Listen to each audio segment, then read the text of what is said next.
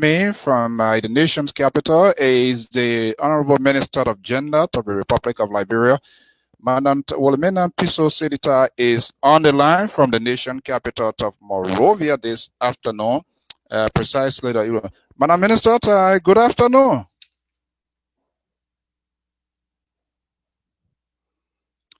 Madam Minister, are you hearing me?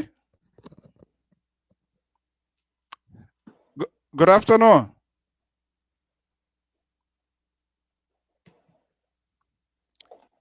Are you there?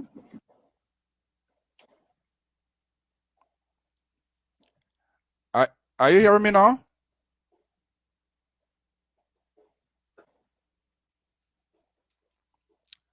Are you hearing me?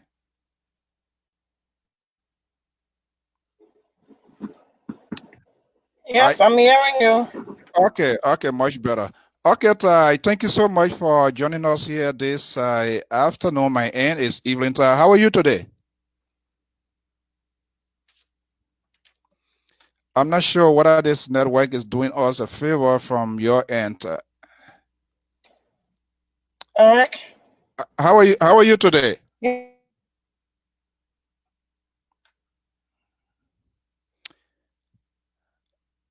Let me see. It seems to be your. All right. Let me see. Your microphone is at a layer. Are you here? That's why I could not stay.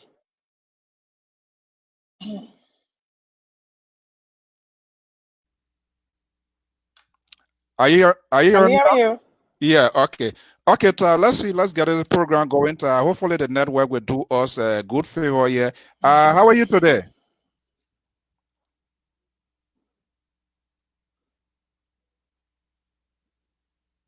Hmm. The reception seems to be I'm not getting the signal from you, so it's making it very difficult.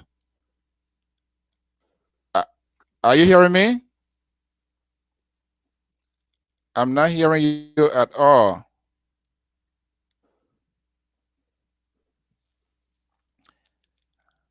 Are you getting me? Okay, we are having a little issue that it seems to be the network itself is having a problem from our end. We will see whether we can provide alternative to get all here live this evening. I'm Afonso Z and Sort of the Liberia Public Radio. Let's see whether we can provide alternative, maybe to just have her on the phone, and that way we can get this going. Please stay tuned with us. We're doing everything possible we can to get this program on the way, and we will be able to have it as soon as we can. Afonso Z, so let's see here if I can call her by phone, and we can have it instead of the video, because it seems to be that the reception uh, is very bad. So just bear with us here while we try to.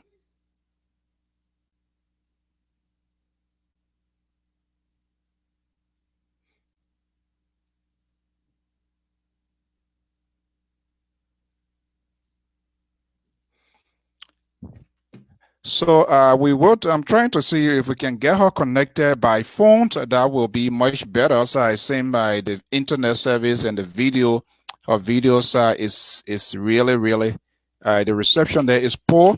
We'll do everything possible to. I'm just trying to send a message, and as soon as she can respond to that message, we'll get it going, and that way we will have her right here. Let me just see. Hopefully, she can get that going here.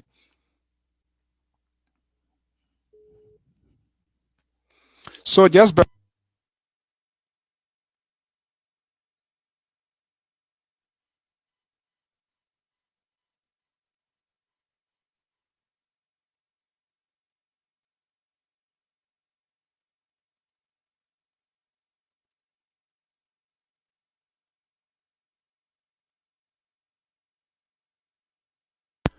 okay.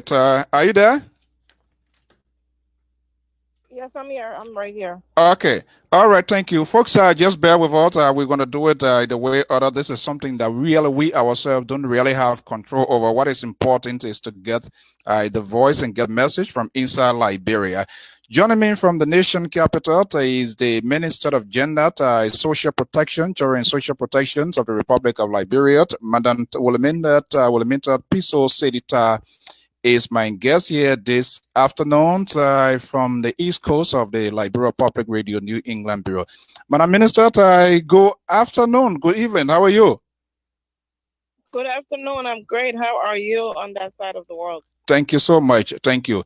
Again, I want to say thank you so much for joining us here this afternoon for honoring our invitation to be here. It is a tradition. I wish I can, and you're not a person to ask for introduction, but for the benefit of our listening audience, and those that are following us here, could you please just give us a little quick run through about yourself and who you are so that they will get it from the houses more and get the ball rolling? Definitely. My name is Williametta Saydee Tarr. I'm the Minister of Gender, Children, and Social Protection of the Republic of Liberia. And I am a mother and a wife.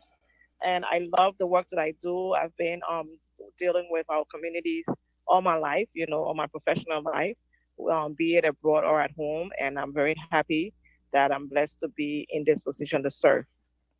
All right, there you have it, quick and fast. Good that you're here with us. The last time is such a coincidence. The last time you were on this network, you were in different capacity. Then you were the communication chief. Believe it was in December of 2017. That was the last time appearing on this network. And here we have you, but in a different capacity, right?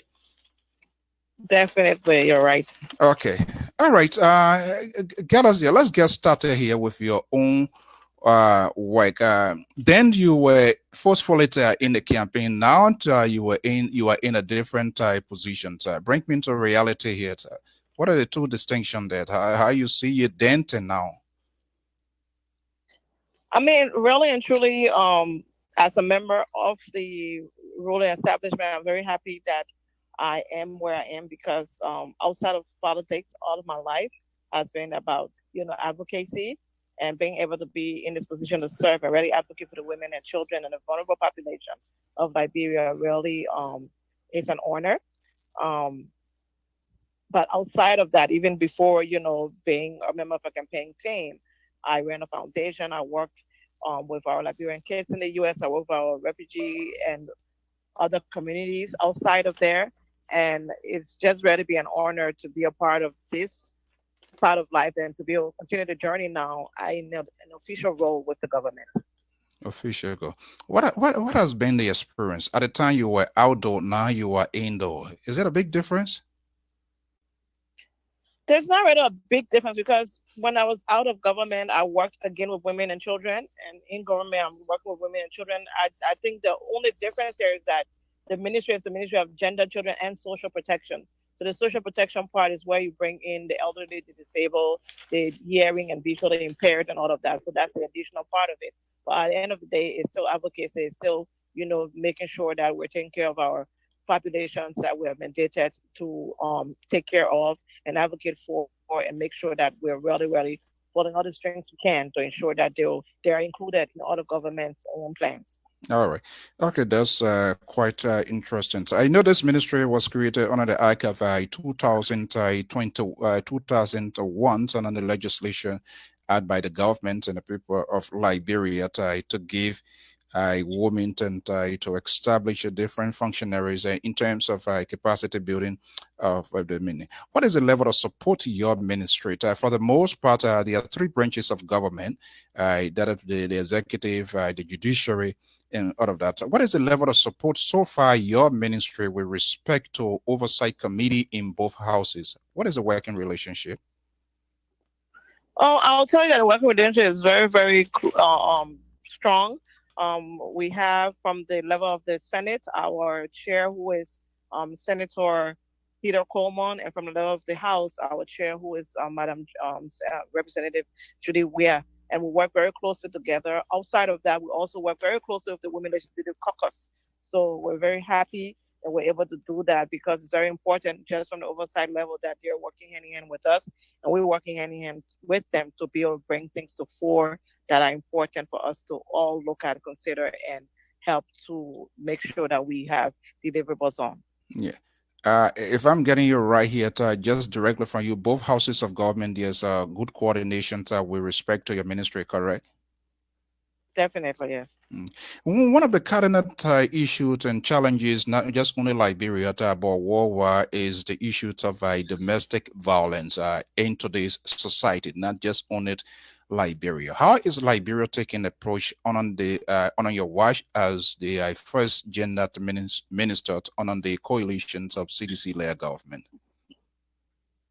Yeah, and just to go back to your question, it's a good segue. Your first question, because also outside of just our chairs, from the Senate level and representative level, and working with the Women Legislative Caucus, we've also seen real strong support from other legislators. Women are not a lot in the Congress right now.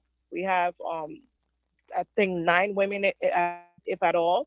And right now, for example, last year in August, we're able to pass the domestic violence law, and this was greatly supported by the males in the Congress because without them, we couldn't have passed this because obviously we wouldn't have had the right amount of votes that we needed. So I continue to say that we're very happy, along with our feminist in chief, our president, who has given us all of the support, to push this bill. We're happy that the men who are our he for she's in the Congress also joined hands with the women and were able to pass the domestic violence law.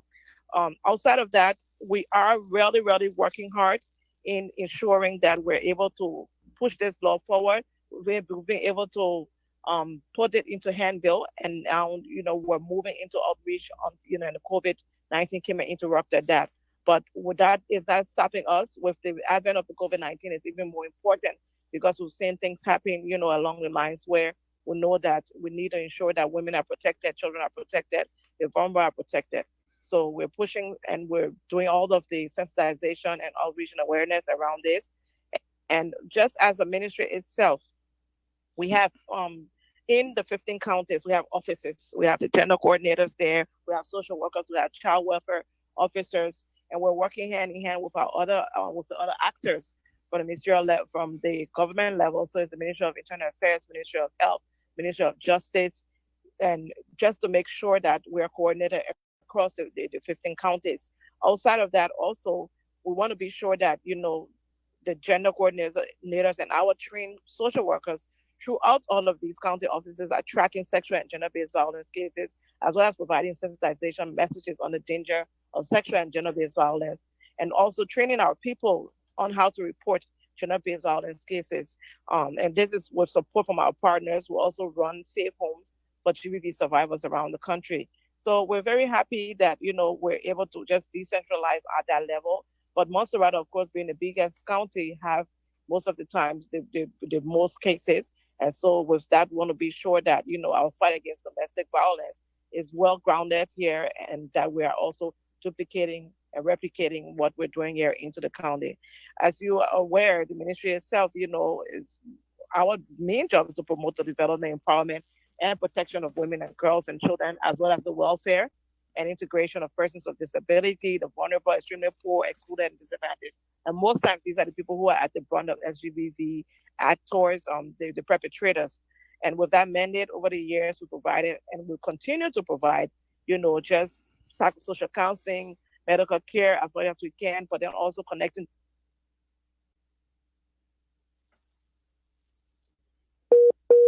Please bear with us. As you know, the internet service. Mhm, So mhm. make sure that I'm hello, listening. Mhm. hello. Yeah, yeah, I'm hearing you. Okay, go ahead. Yeah, and okay, good. You already let the cat out of the bag. So my understanding, the Ministry of Gender, the 15 political subdivisions, you do have offices and staff fully functioning with structure in place. Is that what I'm hearing from you? Yes, definitely. So let's leave the city. The city has been the focus point here. Let's go outside of Morovia, outside of the city, in urban Liberia. What is the level of alleged domestic violence? And I heard you saying laws is being passed. Yes. What is about the enforcement aspects of the law? Are these perpetrators being brought to justice, and family members, are they getting the results required, uh, having the law on their side?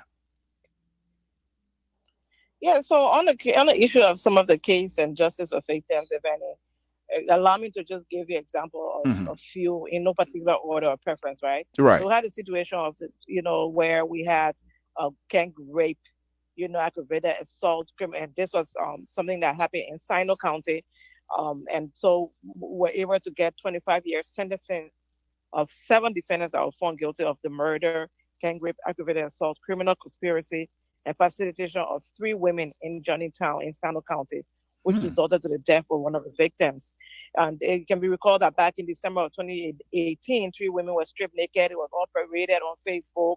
They were publicly, shamed and were taken to the society bush where they were tortured and sexually abused.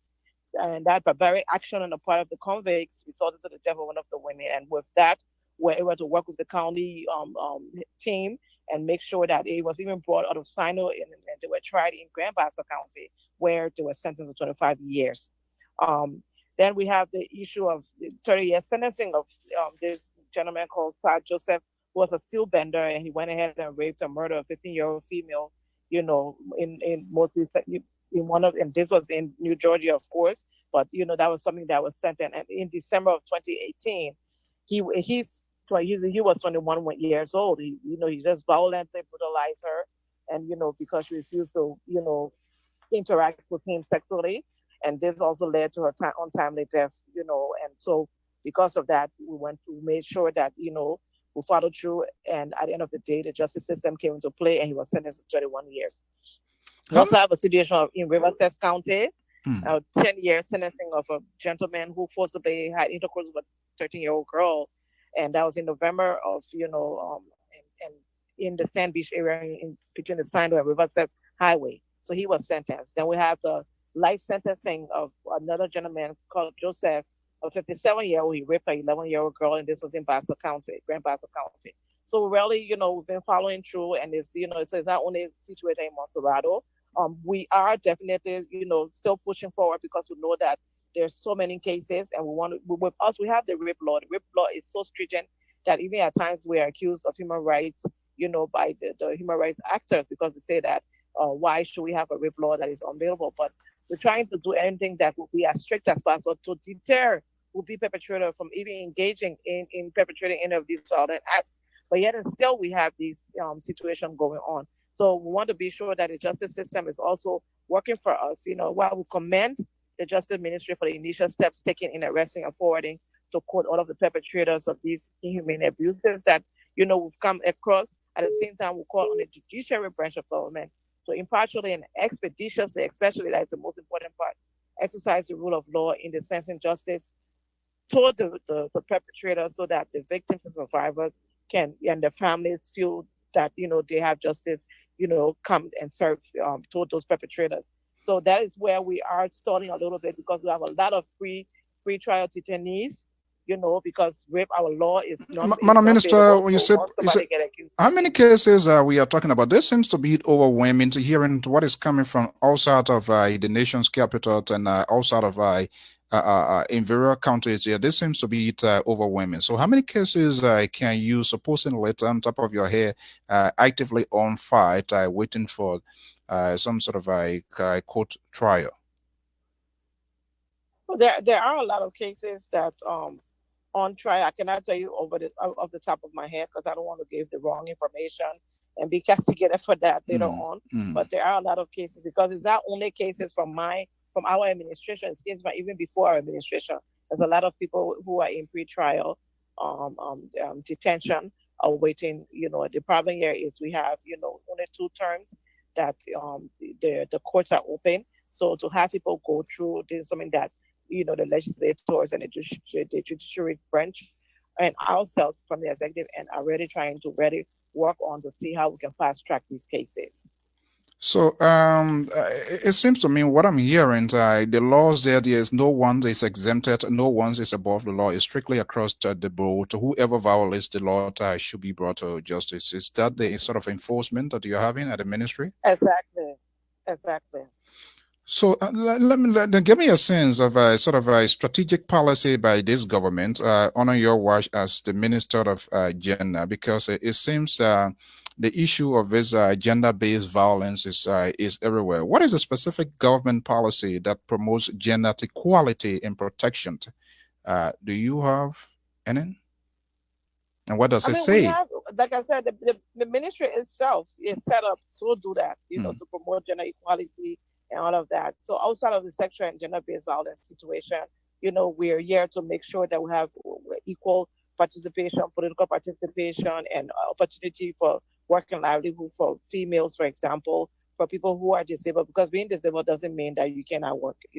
Being disabled, whether it's physically disabled or you have hearing, you're hearing impaired or visually impaired, you can still work. So it's just really mainly to ensure that we're pushing for that. We also have a situation where I know a lot of people got upset because we have removed the FGM portion from the domestic violence law just so it can pass.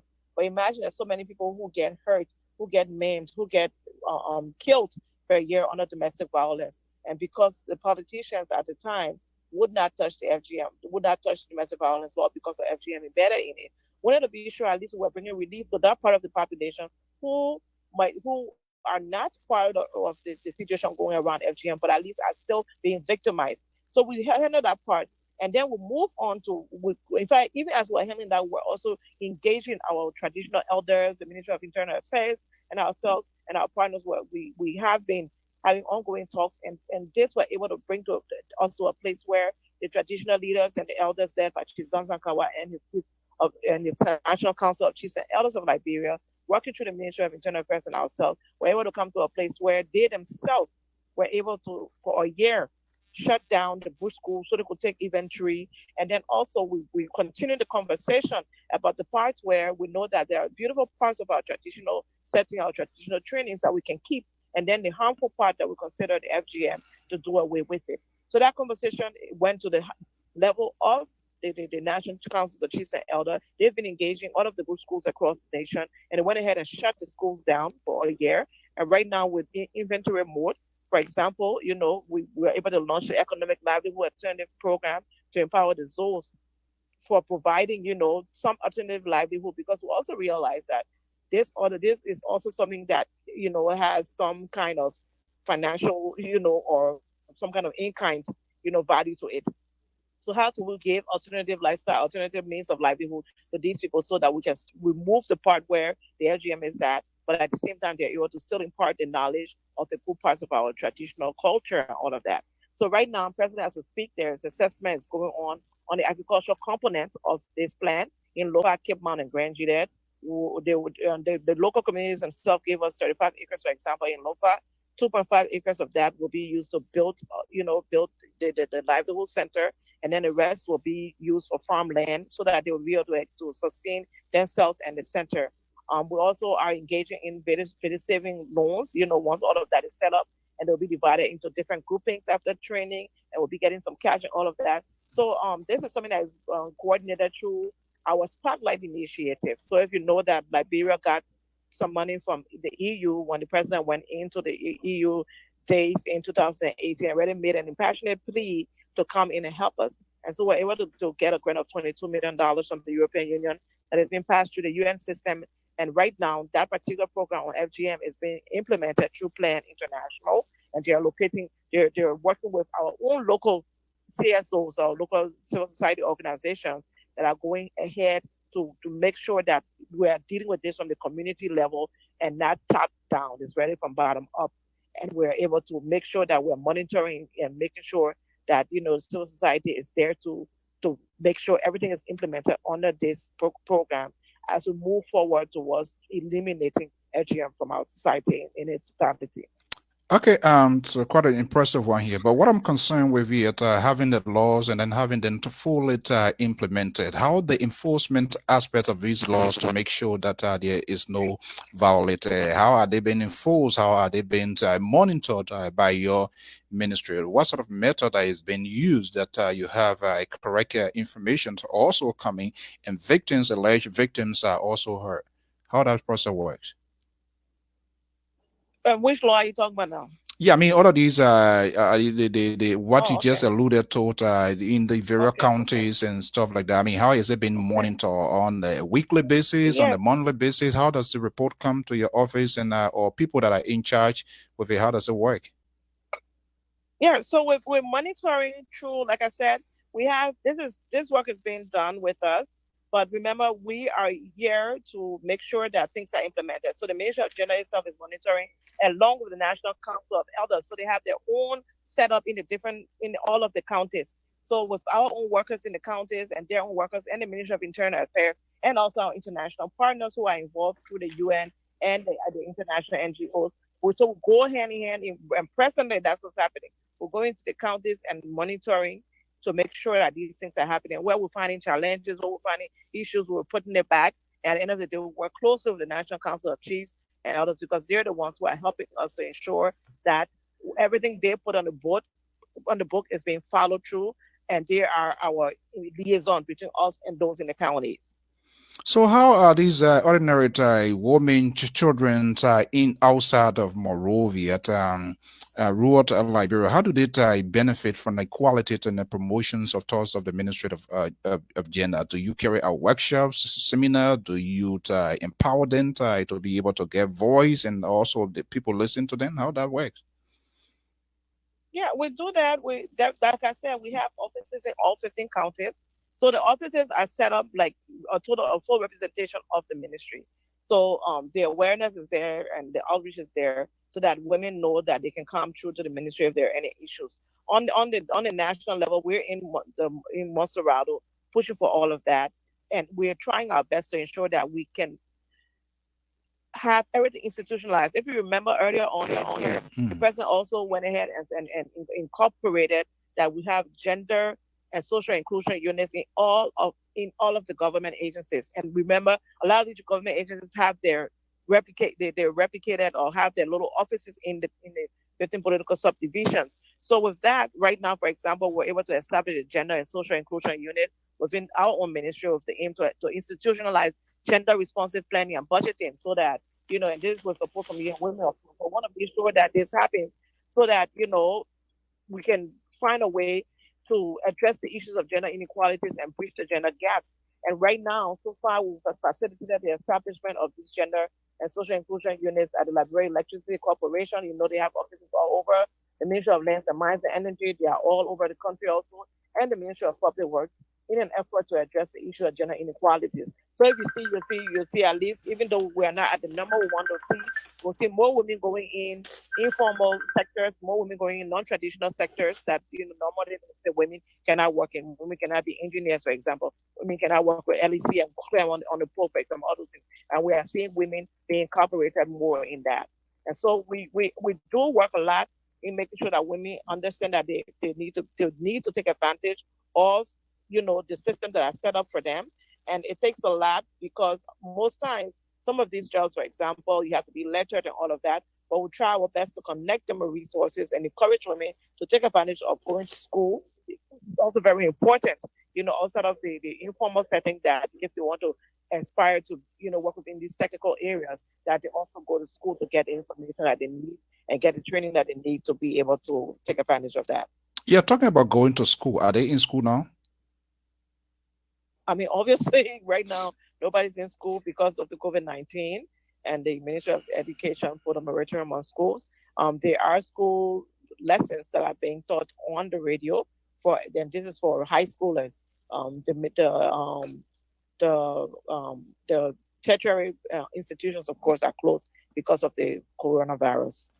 So many, and there's a reason I'm asking. You make reference to it. There's a reason I'm asking because one other senior government officials on one of the platforms yet also emphasized and pointed out the case with in school doing online classes. That seems to be a misinterpretation of what is happening inside Liberia. Do you You said what did the person say? one I of didn't get that. a Because government they're not official in school. one of the government officials Uh-huh. said that the kids are in school, they are doing online classes, and that has been some sort of a heated argument somewhere here in the diaspora. And so when you talk about the school, that was led to me asking the questions whether the kids are in school now. Yeah, so we have a full schedule. The Ministry of Education, and I don't want to speak for them, so you'll probably need to reach out to them after the show. But I know for a fact that Professor Sony even shared it with us in cabinet. There's a full schedule of school going on the radio school. So like every day of the week, there's lessons. Hmm. Yeah, go I'm there. sorry. No, no, go ahead. Now you. Yeah, yeah. So there all the different radio stations, and they have schedule. They have the different times of the day that kids can tune in to listen to lessons. So I know at that level, that's what the Ministry of Education is doing. In terms of online school, I cannot speak to that. Maybe you got to reach directly with the Ministry of Education to get that full information. But the radio lessons I know are ongoing. I can share that schedule with you after the call. All right, like you said, we're going to have our onliners. We try to have a civil conversation. So when we bring our leaders here to accordant due to respect, but not to say that we are not standing to. I'm getting the question here from one of our onliners who is monitoring Albert when he says which radio station kids are getting their education from. Do you know specifically which sort of platform they are using to do that? And then by any chance? You asking which classroom they're No, using? no. The question coming from one of our online says, which radio stations or which network are they using for their education to get their education from? Do you know from the ministry which platform they are Yeah, using, for yeah. example? So it's they're using for example the national platform. So ELBC is on ELBC FM. They're using that. I know they're using Kings FM. They're using Prime most likely. I'm not too sure about that. Let me try and pull out the schedule here. But I know for sure, for example, ELBC is definitely on because that was something once they put out that information, a lot of people wanted to know if it was on ELBC. So I know that they're on ELBC for sure, Okay. and they Well, have different. yeah, I mean, we just want to try to validate some of this information, and that's why it is good sometimes when we invite government officials to give them the opportunity to get government side of the story. So, Madam Minister, talk to me here a little bit. What percentage of Liberian populace are children and women that you know about the Ministry of Gender and Social Children Protection? Is there any number, working number that you know about, percentage wise? Hello. Okay, so yeah, we have like at least the last check because obviously we have to depend on census to give all of the information. But last time we checked, we're almost upward of 49%, if not 50% women in Liberia. So half of the percentage of the country, and then we have upwards of that. We have a good number of children on there. I don't have the exact number, but we have upwards. The children are over 60%. 60%. Okay. So let me ask this question. There was a committees set up recently by the president or by the government of which Minister Tawosin Tape is chairing. My question here is the Ministry of Gender and Social Protection, is it part of that committee? Yes, we are. The Ministry of Gender has actually been a full part of the Liberian National COVID-19 response team. I don't know if you're aware or not, but we lead two of the government's national response pillars in the fight: the psychosocial pillar under the health response team, and the women, girls, and children pillar under the executive committee on COVID-19 team. We also serve as a major support to the risk communication and community governance pillars because again, we want to be sure that gender issues are totally included and that the response is gender responsive also. And then we also coordinate a national response call center. And that call center is where we use the 4455 number so people to call in COVID-19 cases. But then also it's the opportunity where we also make sure that our own target population, women, girls, and children, the vulnerable people who are targeted, people who might be victimized in the communities and who might be survivors, have a means of calling SGBV cases also. So, and then with the full committee, we are also on that committee. We serve as co-chair on the communications part of the distribution committee. Just yesterday, we went around, to over 10 of our vulnerable institutions to make sure we kicked off the pilot project of the So, food distribution. so are you saying distribution started? Is it outside of a government own initiative? Is that a ministry initiative with the distribution? No, no, no. You asked me what part we are playing as a Yeah, ministry. I told you we're a yeah, part yeah. Okay, of yeah, and the because pilot project yesterday. okay, so let's get it right. So the You ministry itself has been doing its own thing. okay? The That's what I ministry has because been what I do know, under madam. government. Madam Minister, what I do know is that because I listened to Minister Tappet, the distribution should have started on the 23rd and it's been tabled. What else something new developed before No, coming no, and we that I don't. started yesterday. It start We started yesterday. We started the project. We did a pilot yesterday, and like I said, we visited 10 vulnerable institutions because remember, the purpose is is under the health response. This is because of the health situation that we're going to be distributing food. So we did a trial run yesterday, and we visited 10 vulnerable institutions. We did visited orphanages. We visited the home of the elderly and disabled. We visited transit center, where are these and we centers visited. specifically? Where are they located? What two, three centers that benefited? Do you care to share that with us? Sure. Yesterday we went ahead. The first place to stop at was the how do you call it? The Antoinette Cheshire Home, and that's in Sincor. And Mm. then from there we went to an orphanage on where you call the Chucky Taylor Road. I think it's now turned Bishop Michael Francis Road. And then we went ahead also and visited some orphanages, in the Tupper Road area and also on the ELW Road, like just opposite the sports complex there. And Mm. then we went ahead and visited the School of the Blind, the Christian School of the Blind in the Margibi area. We went ahead and went to the School of the Deaf also in the Virginia area. And we also had the transit home that we have for kids. So, So what specifically was what were some of the things that these people receive?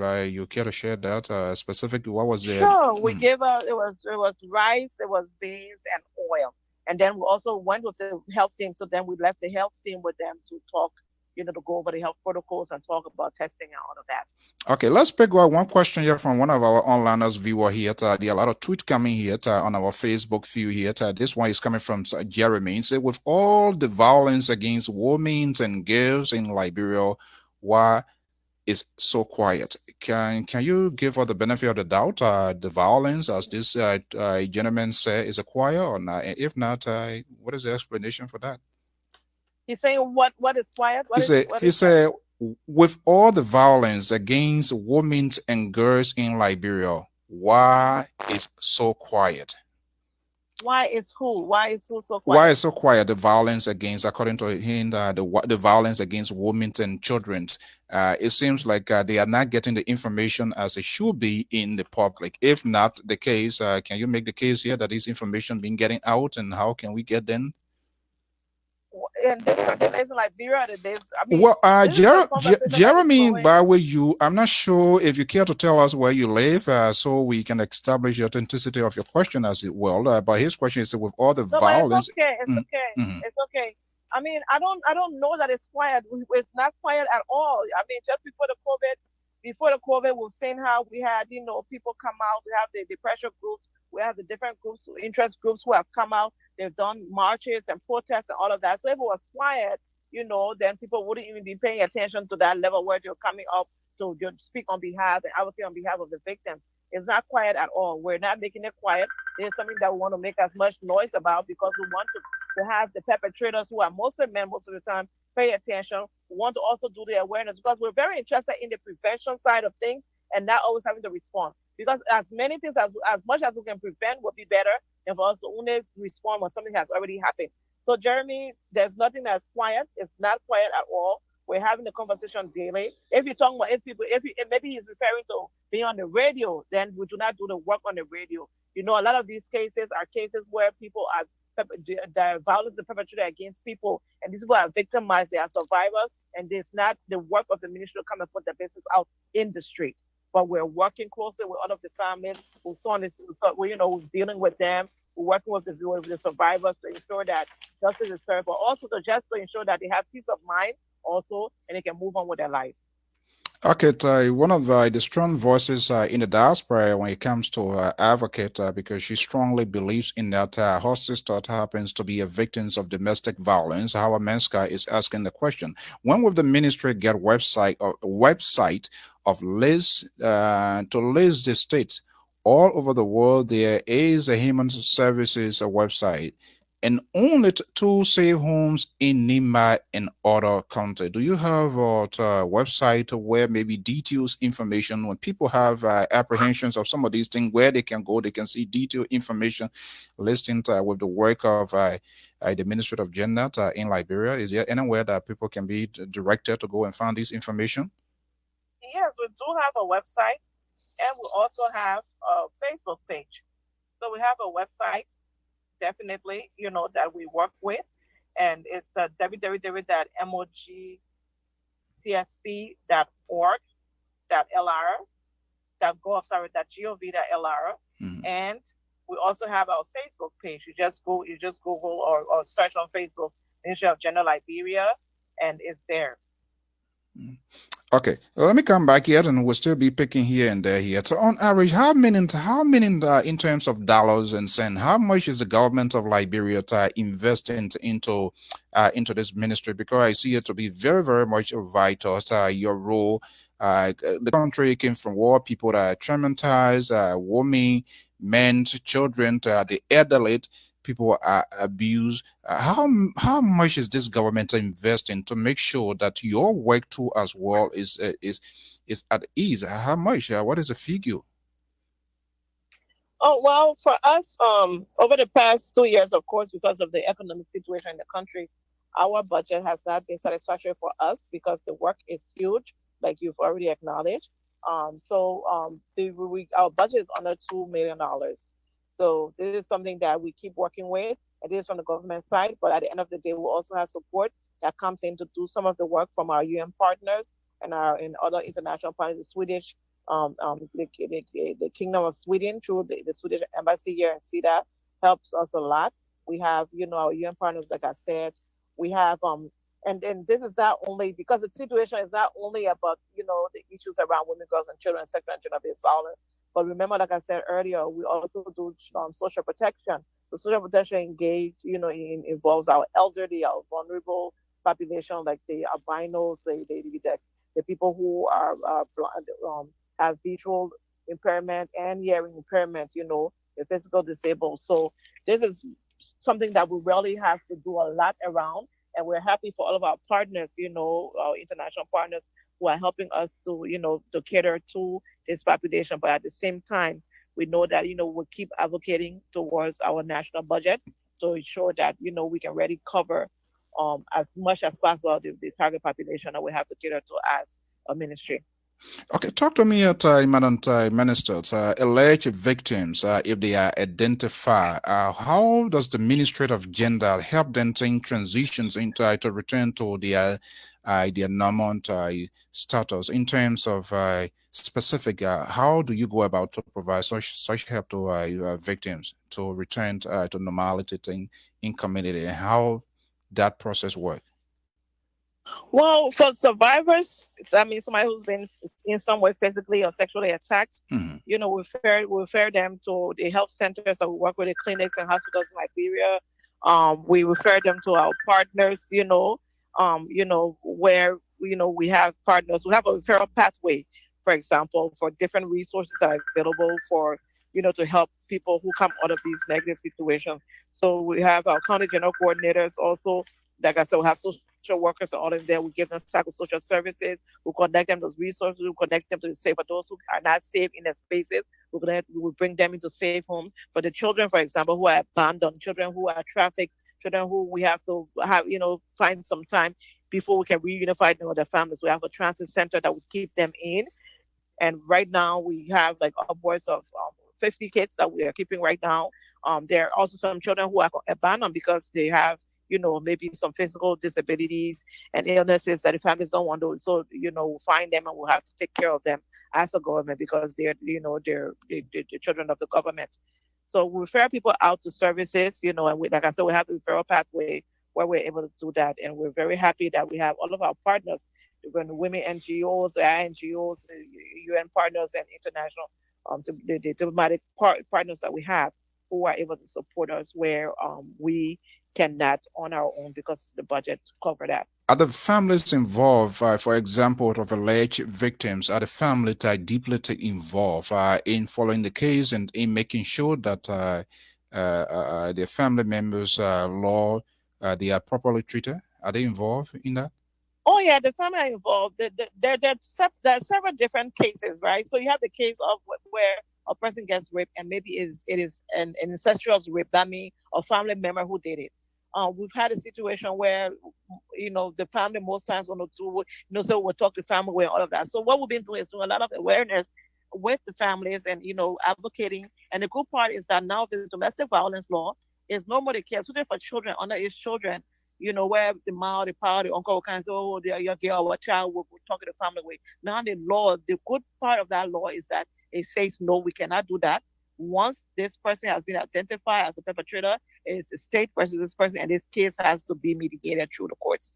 So at least that part is something because a lot of times the families try to compromise the cases, but then there are also the parts where the families are the ones pushing forward to make sure the children or the females in their families or anybody who's been perpetrated against get justice. And so our job now is to make sure we run, we work with the Ministry of Justice, to push the case. The Liberian National Police, we have the Women and Children Protection Service at the Liberian National Police. We have the sexual and gender-based violence section at the Ministry of Justice.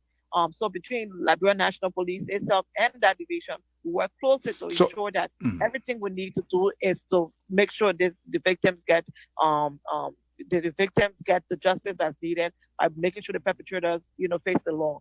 So oh, the families, there are two ways. mm, Families sometimes are there to help and mm. already provide the support they need to the victims, but then there are some family members who also want to compromise the cases. So then you compromise if that's the plea of the family. Do you compromise that? No, no, no, no. And that, like I said, the only thing is we Okay. cannot So control it let when me it's an ask you. adult. Yeah, let me ask you here quickly here, for transparency's sake, because this is a consequential discussion, and it's good that you are here, and hopefully we'll be having these sort of discussions regularly. We like to have discussion of substance. Dude, is there any independent group, all right, outside of ministry, outside of government, maybe the civil service, there are some advocates group in Liberia. Is there a independent group that is also working to monitor to ensure that these families, their voices or the victims, cases are fully ahead? Or do you have an independent group to make sure to provide check Of and course, like I balance, said, working with the ministry? yeah, that's why I said, it's surprised that, the gentleman earlier he said things are quiet because things are not quiet. There are a lot of advocates out there pushing to ensure that they even push on the ministry even harder because a lot of people do not, I guess some people do not understand that the ministry is not the justice, branch. What we do is make sure we push to advocate and make sure that things happen positively for the victims, but it's the justice system that has to come in. So a lot of times they even come to us and they say, "Oh, minister, you're not doing enough. We got to make sure these things happen." But we are doing everything we have to do that legally we can do. Okay, but you have all of these groups. You have the AFL, for example, the female lawyers group that are there to really help support a lot of women who get into situations, and they especially legally if they need legal help, for example. We have that. We have all of these other groups that, with everything that is going on, they make sure that they also show me as special groups. We have the groups that come together and do the marches, the protests. We have a lot of groups that are helping to ensure that we are taking care of these victims and also to ensure that we are trying to do preventative measures, messaging to make sure that people are not just victimized all the time. So, let me draw your attention to something here. Without we don't have to go into details for privacy business here. Are you aware of a murder case that took place sometimes in Bond County, rapes and all of that? Is the ministry addressing that? There are some specific here. People are tweeting. We do not want to call people named the victims for, like I said, for their privacy's sake. And has that come to a conclusion? So I mean, if they're talking about something most recently, Mhm. are they I talking about think. something most recently, or I is think it? it have been I believe let me see here. I think it have been a year. So how if you can tell us specifically to what I know there are a lot of things going on in the country. I mean, no, you don't have to. You know, I mean, like, I don't want to push Okay, anybody to yeah, say what yeah. they want to say, but I How can the only the confirm to victim name. Okay, you. but how are you saying here? No, no, I don't Mm, want them to call victim name. I no, can not confirm to victim. you I'm that talking about those. I'm not calling victim name. I'm any talking about case, those that yeah, are tweeting. any case that comes, once the murder case, Mm. obviously it's something that comes up through the system, and we, if it's a murder perpetrated against a female or a child, we handle that. So obviously, if that was reported, definitely we are a part of that, and we're pushing for it. Okay, there's a coming question here from Mr. Samuel Abu, who is a former minister councillor here for in the past government here, because something developed of this adaptation issue in Liberia, which we still don't know all of the details here. But Samuel Abu wants to know what is the role of the Gender Ministry in the adoption process in Liberia? How do they go about? Is Gender Ministry, are they part of that process? Do they have to go Yeah, through you we to make we sure? we we actually are the ones who we have a adoption unit at the ministry. So Mhm. that's why I'm telling you, I'm like, it's a whole lot of things that we do there. We have the family preservation unit, we have the adoption unit, we have the persistent non-support unit, so we have the adoption unit at the ministry, and every adoption starts with us. So if somebody is interested in adopting, they come to us, our adoption unit. Staff go through everything with them, tell them what they need to do. We go out there and then verify everything. We visit the families, we visit the family of the children, or visit wherever. If it's an orphan, for example, we visit the orphanage, and then we also do the background search on those who are interested in doing the adopting. So we try our best to make it as safe as possible, so that once a child gets adopted, we're sure that this child is getting adopted into as much as we can as human being now, to make Mhm. sure, because some people can pretend, of course. But we'll do everything we can to make sure that once a child gets adopted, they are being placed into a safe environment. So, this recent case here, what's the lady name? It was quite reported about 500 children. I don't know when that process started. Is the ministry currently involved in investigating to make sure that the process too was fair? I know there's a case that bust up recently, and this lady here, I just forgetting her name. She was also on Front Page Africa TV, where she was asking questions. Is the ministry aware and involved in that case currently? Definitely, that case happened in the previous administration under Madam Sirleaf. Mhm. But of course, it brought. I think the term of court came about under our administration, like another case. It was open again. So my deputy minister for children and social protection, who was the one involved in the case, because she's the one minister who was held over at the ministry, so she's very aware and fully cognizant of this case. And so she even served as a witness for the government side, most recently in that case. But yes, we are involved. Was there any paper trail when you got there or not? Yes, they have the paper trail. Did you push forward to see whether they went through the process? Obviously, the case is open again, so that means the process is still ongoing. Do you think there was some flaws into that process from what we're seeing or from what you're seeing so far at unfolding? Did you? Well, I cannot speak to it because it's a legal process, so Mm. we are waiting for the court to come up with a decision. And at that point, that's when we'll know whether, we'll be able to make a determination as to whether, there's a flaw or not. But until while it's still under investigation and in court, we cannot say. Yes. Okay. How is gender-based abuse and violence reported today in Liberia? So what is the number precisely, you know? You say, how is it being reported? Yeah, and what's the number so far, you know, Okay. on a scale So, to 1 to 10? no, what's the number Yeah, of abuse? yeah. How is gender-based Okay. yeah. Mhm. Yeah. So right now, for example, since between January and March this year, we were able to get our average out.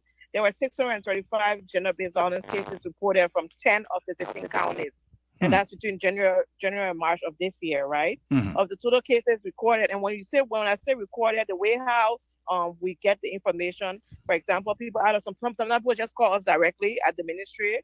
Sometimes we there's issues on Facebook. Sometimes people go to the police station, and then the police, because again, like remember, we're working with the women and children protection services at the police station. So then they inform us also. But then sometimes just through the community, we get this information, and sometimes we run behind the information because if nobody comes to us, for example, I see a posting on Facebook, and then we start doing our research and finding out and trying to get to that family to get that person taken care of. In the county, like I said, we have a referral pathway. So if there's something happening at the community, that with the community-based organization will bring it up to the county coordinator, and that's how we then get involved and connect with all the different actors, the justice system, health system. We have the one-stop center if there's a case of rape or violence or anything like that, and then the safe rooms and all of that. So we have a strong referral system, and a pathway through which people can report and Oh, then also okay. get services. Okay. What is the biggest challenge faced by this ministry, and how do you intend to? Can you identify the biggest challenge faced, and how do you tend to address that challenge? I mean, the biggest challenge I always of anything that has to do with dealing with human beings is having the resources to take care of other things that you take care of. And so, like I said, we'll keep advocating, keep raising the issues, keep advocating for having enough support, enough resources to be able to take care of our targeted population, because it's very important that we were able to do that when we have children, for example. Like, for example, under COVID-19, we have babies who are going, who are going in, family members who are being infected, whereas they're the sole provider. How do we take care of the children in the home, for example? If a female is pregnant, how do we take care of her? All of this comes down to resources. If somebody is perpetrated violence against, how do we take that person from that environment, put them into a safe area? We need to make sure, for example, some people live with just what's on the back, so we need to have clothing, we have to have food, shelter, all of those things. So we're managing with what we have, but it would be better if we had the full support that we needed in order to continue fighting the scourge that is gender and sexual and gender-based violence. Okay, John Bryan here is one of our onliners monitoring here is asking the question here. What is the status of the man on that were raped by some of our teammates on the Lone Star team? Are you familiar with that case? That is a case that's ongoing. So they haven't officially brought it to the ministry, but we are actively trying to get to all of the actors and to get that information. So we do not know for a fact. When you said We do not the know for a ministry does not fact. have advocates, or they don't have a legal team, that do they have to bring case to you before you go there, especially when someone that is Oh involved wait, in hold on. substance You say abuse? the ministry does not have what now? I'm asking, I you just say they have not. explained to you. Mhm. I just explained to you that once we hear about cases, we run behind it. So Okay. once we hear about something, whether it's true or not, we seek that, we go and find out from the family, we go and run after it. And if it's a true case, we bring it, and then, at that point now we spread it out to where it needs to go to within the justice system, the healthcare system, and all of that. If Yeah. it's not true, then Mhm. we leave it alone. Are they documented? What's documented? Are the cases as they The come? Are they? cases, Yeah. Are they of course, they're documented. There's no way and we rep- work with a case and not and, document it. and reported and notify the family members as well. Definitely. Most times the family members are already aware. For those who are not aware, we definitely report that to them and bring them in. All right. Let me see here. I'm not sure what are this person yet. What was the question? Maybe they were following us from the conversation. So, what do you mean about the witness on the government side? Probably they are interacting with one of the president because the questions is still incomplete here. So, let me just switch gear. Yeah, as we receive the questions, we will ask Dan here. Let me see here. There's a question coming about here about Brown. Let me see. Hopefully. I can push this question in. Yeah. Okay. Let me just ask this question here. For Nigeria's Molibai, say please ask the minister on the status of the Odell case. How far that case has gone? Okay, so that case is within the justice system. And so the justice ministry will be the right actors to respond on that. What we keep pushing for is that we get justice for Odell. Hmm. And so at least at the beginning of this year, the last conversation we had with the legal system, they said that they were still trying to get information outside of what they already put out there in the public about the a pathologist report that she fell, and and so she died from blunt trauma. What we're trying to do is to ask them to please really check to be sure that is the end all of it.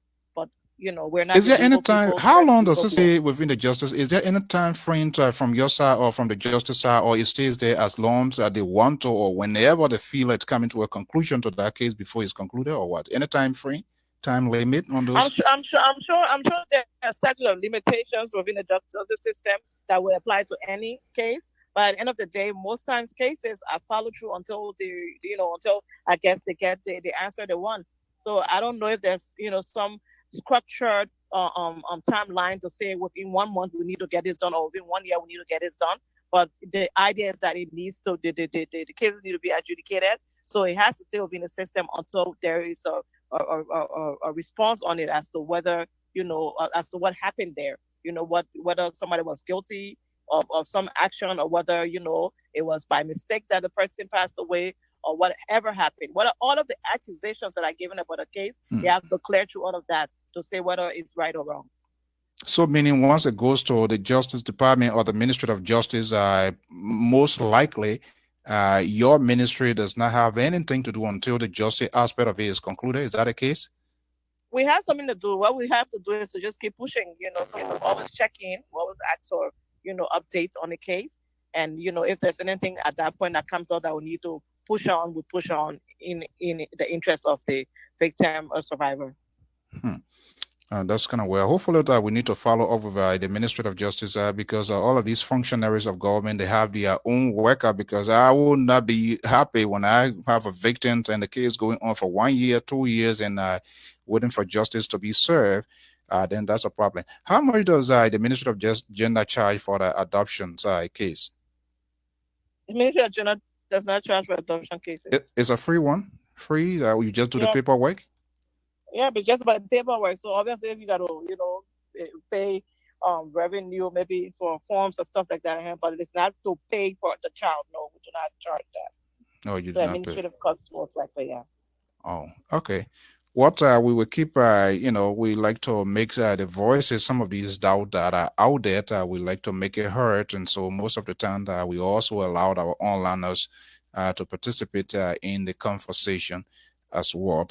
Okay, again, folks, if you are following us today, we have the Honorable Minister of Gender, Child and Social Protections of the Republic of Liberia. Minister Piso Saydee is here with us, and like we said, we are hoping that we'll have this sort of a conversation, and hopefully in the near future to do it like a town hall where maybe your voices will be heard as well. But we are also doing the best we can to get your questions out there as well to have the minister to answer that. Okay, let me see here. Yeah, I Mhm. just wanted to go over saying because a lot of times one of the things that I really try to dispel the rumor, and the sexual and gender based violence is very important to us, Mm, definitely mhm. fighting that. But there's a lot of other work that the ministry is doing that I think a lot of people either ignore or are not aware of or are not interested in. But it's very important work. For example, we do social cash transfer to beneficiaries who are the poorest of the poor. Most recently we recertificated like over 4,000 of our former social cash transfer beneficiaries and provided cash to 3,250 people in Grand Creek County and Maryland counties, for example. And this just help us to move How do toward two achieving. counties, how, not to interrupt you, how do two counties were identified? We having 15 political This is something subdivision. that it was ongoing Okay, from from the, the previous administration. okay, So it was an ongoing project, and so they were already there, and we had to close out on that okay, because it's project money, and we were able, we have a goal of reaching 10,000 extremely poor and food insecure households in the 4 counties by 2021 through our own Liberian social safety net project, which is embedded within the ministry. We've been able to also, set up a unified and comprehensive social registry. And the social registry is something that is set up to store data on both the actual and potential beneficiaries. I mean, the poorest of the poor in Liberia. We're able to also install our own integrated management information system to make sure that we are more efficient and effective in service delivery. So we want to know where people are, what kind of services they need, and that system will inform us. It will also help us to improve on the tracking of administrative costs and the results of the overall social protection programs that is being so implemented. how Now, much, everybody in the country will say they're helping old people, they're helping this person, they're helping that person. want to be sure that we have that information. All right. So, what is the what is the figures in terms of the beneficiaries? How much do they receive per family, per individuals? How much was spent totally? You gotta share that. So it's female head of hustle, female head of hustle. So and we give them upwards of we get it upward of $30. So we $30 got US yes dollar. and 10 ones. Yeah, it sounds like a little, but a lot of people do a lot of work No, with the that. reason I'm asking just to get it the clear out there to the audience, and we want to make sure and just go follow that to get it because somebody might be asking, is it US dollar? Is it Liberian dollar? I know those are the two No, no, currencies. and Okay. we give them the equivalent in Liberian dollars. We give them the equivalent in The, Liberian dollars because obviously it's old people, it's poor people, it's way out in the countryside. We don't want to give people a hard time to be trying to change money and all of that. okay. All right, folks. We will keep. I'm not sure how long the minister have yet to stay. But we I like got like 5 more minutes. 5 more minutes. 4:30. Oh my Yeah, goodness. probably Okay. Well, 4. again. At 4:30, I gotta jump on another call. Oh, okay. All right.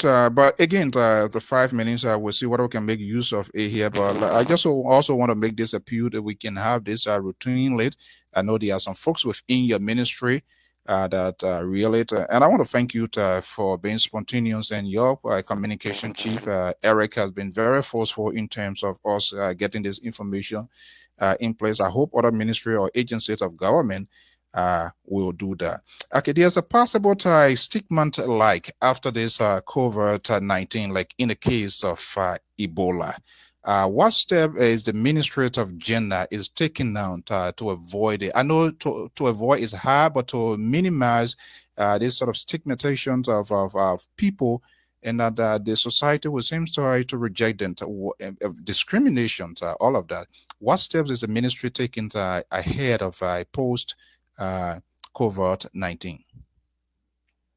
I mean, I'm very happy you asked this question. Like I said earlier, the ministry itself, we had two different pillars: the psychosocial pillar and the women, girls, and children pillar. So just that alone should tell you the level of involvement that we have. And one of the most important things we try to do is because of the lesson learned from Ebola time, we know that the stigmatization of people who have either been infected or affected by the virus, is something that will be high on people's mind. So from the get go, that's what we've been trying to do. For example, social pillar, for example, we work closely with the risk communication and community engagement pillar to go into the communities. Like when somebody gets infected, for example, to be able to talk to the communities to let them know so that people can have their minds at ease that the disease, for example, is not a death sentence, nor is it something that people go out there and go look for and say, come and get me. At the same time, once they go through the healthcare system, and are cleared and are determined to be free of the virus. When they come back home, nobody should castigate them or try to treat them as an outcast in the communities because, like with every other sickness, once you get cured of it, you're cured and you should be able to go back in the communities and live your own life. And so we're working with them. And so it's not only those who are infected, it's also about if I get infected, for example, I go to the treatment unit and then I leave my family home so that the community do not treat that family as an outcast. So we also work with the family and then also the family members. So we have situation where some people got ill, the family, some of the homes that got more than 2, 3 families living in it, they don't want to come back in their houses and things like that. So we have to go in and have the conversation and just keep sensitizing the communities about the fact that it's important that we can reintegrate our community members back without being fearful of them and without treating them like they're lepers. Okay, we want to make sure keep within the scope of this 5 minutes. So next time when we call on you, we'll make sure we keep it to the point here. But again, we want to clear the doubt, and I know some of these questions will need further explanation here. I'm getting a tweet here from Mariah Seaton. Alluding to the fact of Dunkin' that's about 1,500, whether it's US dollar or Liberian dollar, that I don't know, to adopt a char. The code the code is 500 per signature. Is the ministry aware any sort of payment with the cost systems in terms of to adopt adaptations in Liberia? Are you aware of anything of such? So the one thing I want people to know, everybody got a separate mandate, right? So you're asking we as a ministry charge people, I told we're gonna charge people. If the courts are charging I cannot speak to that because it could be different reasons why, and I do not know of the court charging. But if they're charging, please reach out to us directly. My you can email me genderministryliberia@gmail.com and tell us what that specific case is, and then we can get into it to really get to the bottom to understand why their charges and be clear on it. Okay. All right. So there you have it. The email is what gender ministry Liberia at what gmail.com, correct?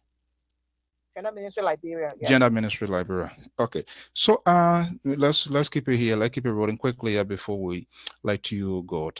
What can you tell us since you're say as a minister of gender to Republic of Liberia? What is the sources you have made so far knowing yourself in terms of changing things at the ministry? Is there any?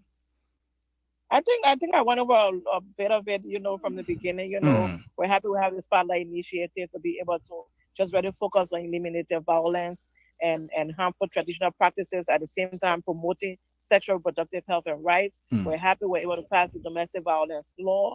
We're happy that we're able to ensure the signing of the national policy statement to suspend all signing activities for a period of a year. Those are little steps to go. It will go a long way. We're able to launch the economic livelihood alternative program to be able to help those souls to keep them engaged in a positive way and do away with FGM. We're able to recertificate, money is going to the counties for the poorest of the poor.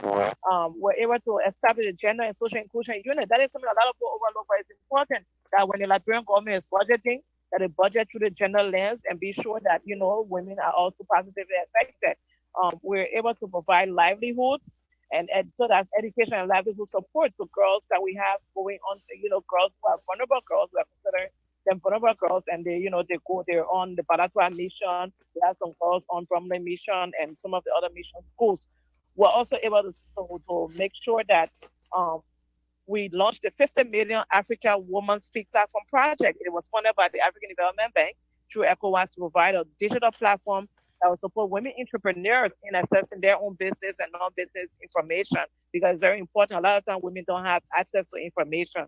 We're able to initiate, the dialogue to increase women's political participation from grassroots level and to consider the joint effort and we work very hard together. It's not only the ministry, but it's like I said, the women legislative caucus, the women NGOs in Liberia, the women of Liberia, being able to work together to make sure the domestic violence law was passed. We are just standing on the shoulders of all of those before us who came and ready fought for this law. So we're very proud that under our own leadership it happened. Even though everybody might not be happy that FGM is out, but we're working on FGM because FGM is a huge deal. It's not something that we just put a line in the bill and we'll let it pass. No, we want to be sure that we are dealing with it in a way where, wholesome way. So when we say we are eliminating it, we are totally eliminating it out of the country. And it is the same people who are perpetrating will be the ones to take ownership of it because that's the only way we'll be cut off. If we force it down people's throat, they will just move forward and forward into the bushes across the borders to other countries that are doing it, and our people will not be safe. We're able to identify and document up to now, intervening cases involving children, from the abandonment and street children, medical needs, persistent non-support to multiple birth children, children single parents, just being able to help as much as we can with our own limitations for people who are vulnerable. And then I'm happy that we're able to develop and validate and ensure the endorsement of the second phase of the Liberia National Action Plan on Women, Peace, and Security, because that's very important for our women in security. And then we completed and submitted to the United Nations our national review report on the Beijing Declaration. This year was a huge year. Unfortunately, COVID came and stopped all of that. And this is something that I'm very happy that we really engaged as a country. So that means the women of Liberia came up, and it's not only the ministry, because the ministry alone cannot do this work. All of these actors, our UN partners, our international partners, and the women of Liberia came up together and were able to, make sure that we validated the ninth periodic country report on the United Nations Convention. Hmm. Uh, Hello. Please bear with us. That's the email there, genderadministratorliberia@gmail.com. That's the. We just lose contact with her. I will try to see if we can reconnect because I believe I have one or two more questions or for her to conclude her statement and to see whether we can get this going. We're gonna be having Mr. Lobot, and perhaps we're gonna be having a reaction. Hello, Madam Minister. Hello. Yeah, Yeah, yeah, yeah, yeah, okay, yeah. yeah, okay, yeah. You're back on land. I just went off here and then from my end here. Mhm. Okay, okay. Yeah, no, but like I said, we're just very proud of the fact that as a ministry, we always try our best to reach out to others because we never try to pretend that we have monopoly over ideas. We welcome all of the ideas from everybody, all of the women of Liberian descent, women living right in Liberia, women living in the diaspora, our he for she's like yourself, other men who are interested in women issues. Please feel free to reach us on our Facebook page, reach us on our website, send us the ideas, as much as you can, because we do not ever want to be in a situation where, we are blindsided or we are not paying attention to something because we just don't know. We know it's like you one person, you cannot know everything that going on around you. But once somebody let you know, you can pay attention to it. So, again, our doors are always open. We're very happy that we're able to do the work, like I said, we're doing. And we're honored that the women of Liberia are very much at the forefront. We're not quiet about it. The women of Liberia and the men who are here for she's are not quiet about it, about all issues regarding women and children and the vulnerable population. I ask that we continue to do so, continue to work together because it's very important that we get to the bottom of all of the ills in society. Okay, before we let you go, what was there are two questions here. Let me get to this one before I forget quickly here. I heard you saying that there's an independent group working with the gender ministry to ensure that some sort of transparency and fair play is ensured. What's the name of this group? Do you care to share the name, or you can send me Working that? with whom? You The say working with the gender ministry Yeah, we're or the gender? asking gender ministry. I was asking whether there was an independent group, also advocate group, working with the ministry to create to also have a transparency in pursuing some of these cases. And I believe you said you say yes, right? No, it's a lot of girls, not only one group. I will send you the list of all of the groups in the referral pathway. So it's not only one group. Okay, Yes, yeah, we I appreciate can that. send you So the we list. will Yeah, follow suit or follow yeah, up with them too to hear from them, so that yeah, not that you are not telling us the information, so that everybody will people that are involved to get their say.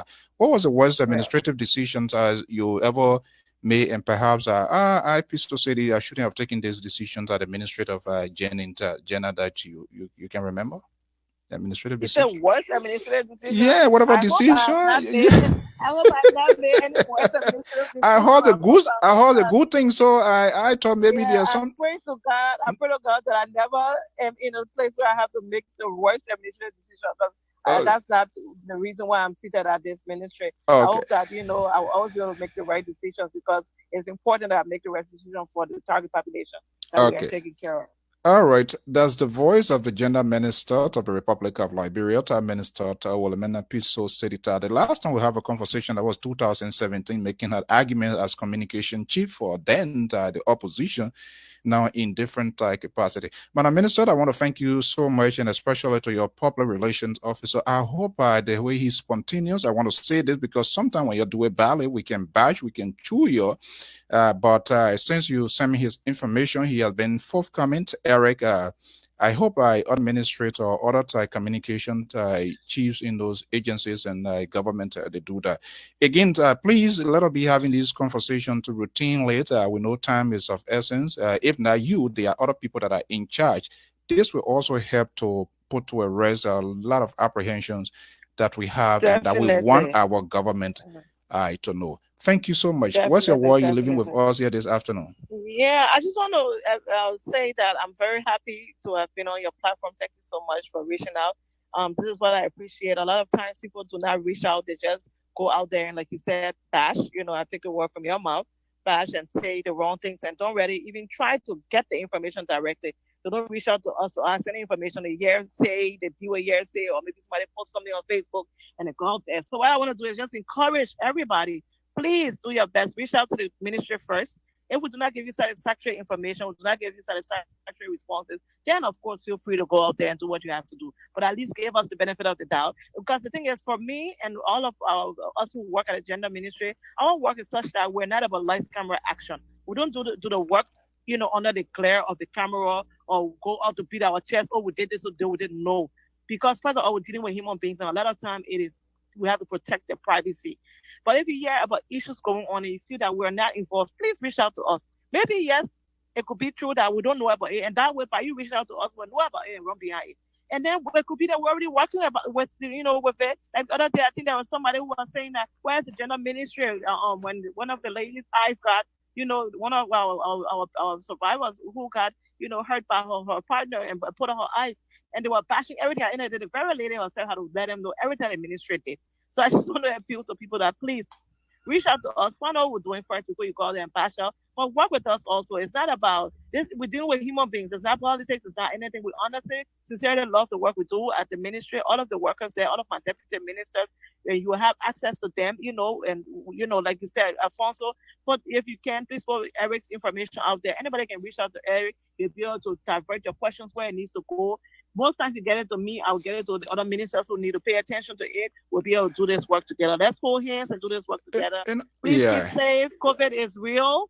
COVID-19 is real. Keep safe. Remember social distancing. Wear your mask. Don't touch your eyes, mouth, and nose. Do not think that because my friend, I see her or him for long, I'm going to go and be talking with them without masks on because the life you save might be your own. Let's keep informing each other about this because we're going to be selfish about this. Thank you yeah. so much, Alfonso. Thank you so much. And I want to say thank you, Eric. He's a guy. He sent me more than 5, 6 deputy ministers, assistant ministers, number. When I called this person, they say this person responsible. I got back to him. He said, okay, you know what? I think the guy, I will get the minister. And he's actually make it possible.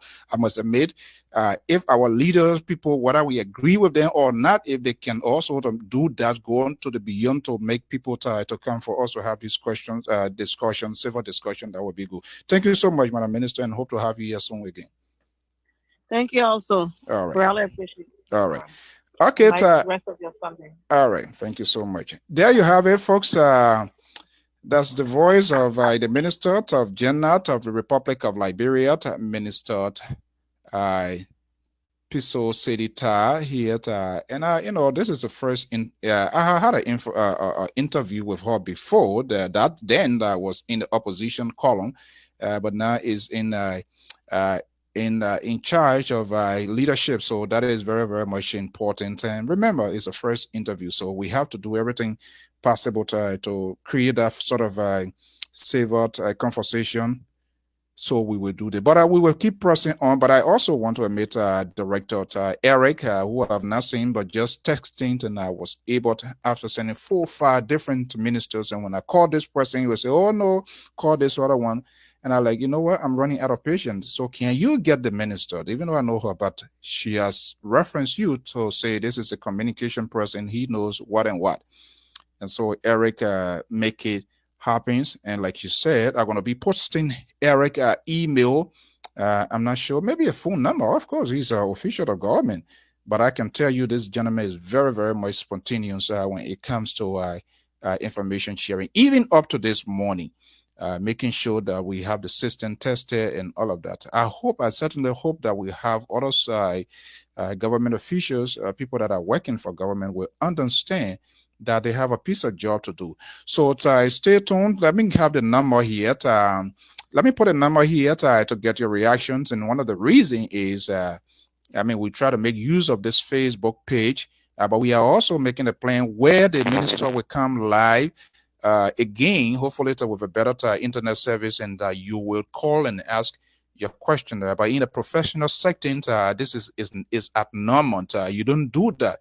But when it becomes like a town hall style, then the minister or the official is aware that people are going to be asking questions. So whatever that is said, it is not the view of the management and staff of the network here, but we want to make sure we maintain a good discussions as well.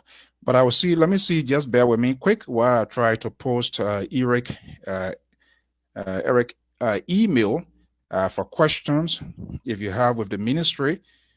This is the gentleman, his name. I will post it because the minister said that already. So Eric, for those of you who have questions on things, and I can tell you, this guy, he will tell you who to contact, or he will give you information, to where to direct your questions. In the meantime, while I'm waiting for my second guest, Mr. George Lobo, we will let me just post the email address here. Okay, let me post the email address here. GENDE, Gender Media. And, uh, okay, that's the email address there. If you want to contact the Minister of Gender, Eric Purvis is the Minister of Gender. Not Minister of Gender, is the Public Relations Officer at the Ministry of Gender. So if you have any question, based on my own experience, what I did and dealt with him, you will know that he's a good guy, and you will be able to get a response from him in a timely fashion, that I can say. So that's here, that his name right there. I'm gonna be posting that up. Let me see here, Mr. Lobo. I'm trying to add Josh Lobo here to bring him on, and we're going to be having other discussion here. We're going to be getting his initial reaction as well. Mr. Lobo, are you there? I mean, don't tell me that it kind of. Let me see. Let me see whether it's George Lobo. If he's on, we'll get him. All right, that's the email out there. What I'm waiting for Lobo to join us here. Let's see. Lobo, are you there? Okay, let me see. Okay. All right. There you have it. Mr. Lobo, are you there? I'm right here live, Mr. So. Can you hear me? Loud and clear. Okay. That's George Lobo almost 2 years ago or whatever, during the heat of the campaign. We had a discussion here. Okay, so George, go what? It's afternoon my time. Good afternoon. Good morning on your time, correct? From Phoenix, Arizona. Yes, good morning. Good morning. Good morning, Mr. So. Okay, thank you for coming here. We are in such a volatile situation here in terms of what is unfolding here. We'll have other things to talk about here, but let me just get your immediate reaction. I guess you were following the conversation with the Minister of Gender, Republic of Liberia. What is your initial reaction? I want to say first and foremost, Mr. So, I must commend the Honorable Minister Piso Tarr for coming on. It's not one of those things that we hardly see many ministers do, and we must commend those who take upon themselves to come forward and answer questions as it relates to their performance in government. So I want to commend her for coming up. Having said that, I know I do follow gender issue, Mr. So, but there are a lot of statistics and a lot of things she said, which of course, in as much as we're going to take the minister about her word, they all sound very promising and sound to be fruitful. The only thing that is left is the ability to be able to verify and make sure that what she said is actually happening. I heard the minister stating about some $30 that was being given to people in Liberia. And as far as I'm concerned, knowing exactly how that process went, that money was over $3 million. So we want to know what the criteria, what is the data that is being used to distribute that money? Those were questions that, I would love to follow up on to ask, because over $3 million. If I'm not, I think it's not even three. It should be more than that. If I'm exact, that came from the IMF to support that particular project. I know during the UP time it wasn't $30. How it got reduced to $30? What is the number? As the number increased, the number of people that benefiting from that program. What the minister should have done, should have at least told us exactly how much was granted, and then based on that, tell us the number of people that are going to be benefiting, so we could be able to do some math on our own, But unfortunately, we were not able to get that data. So I want to say, I commend her for coming, but there are a lot of things she said.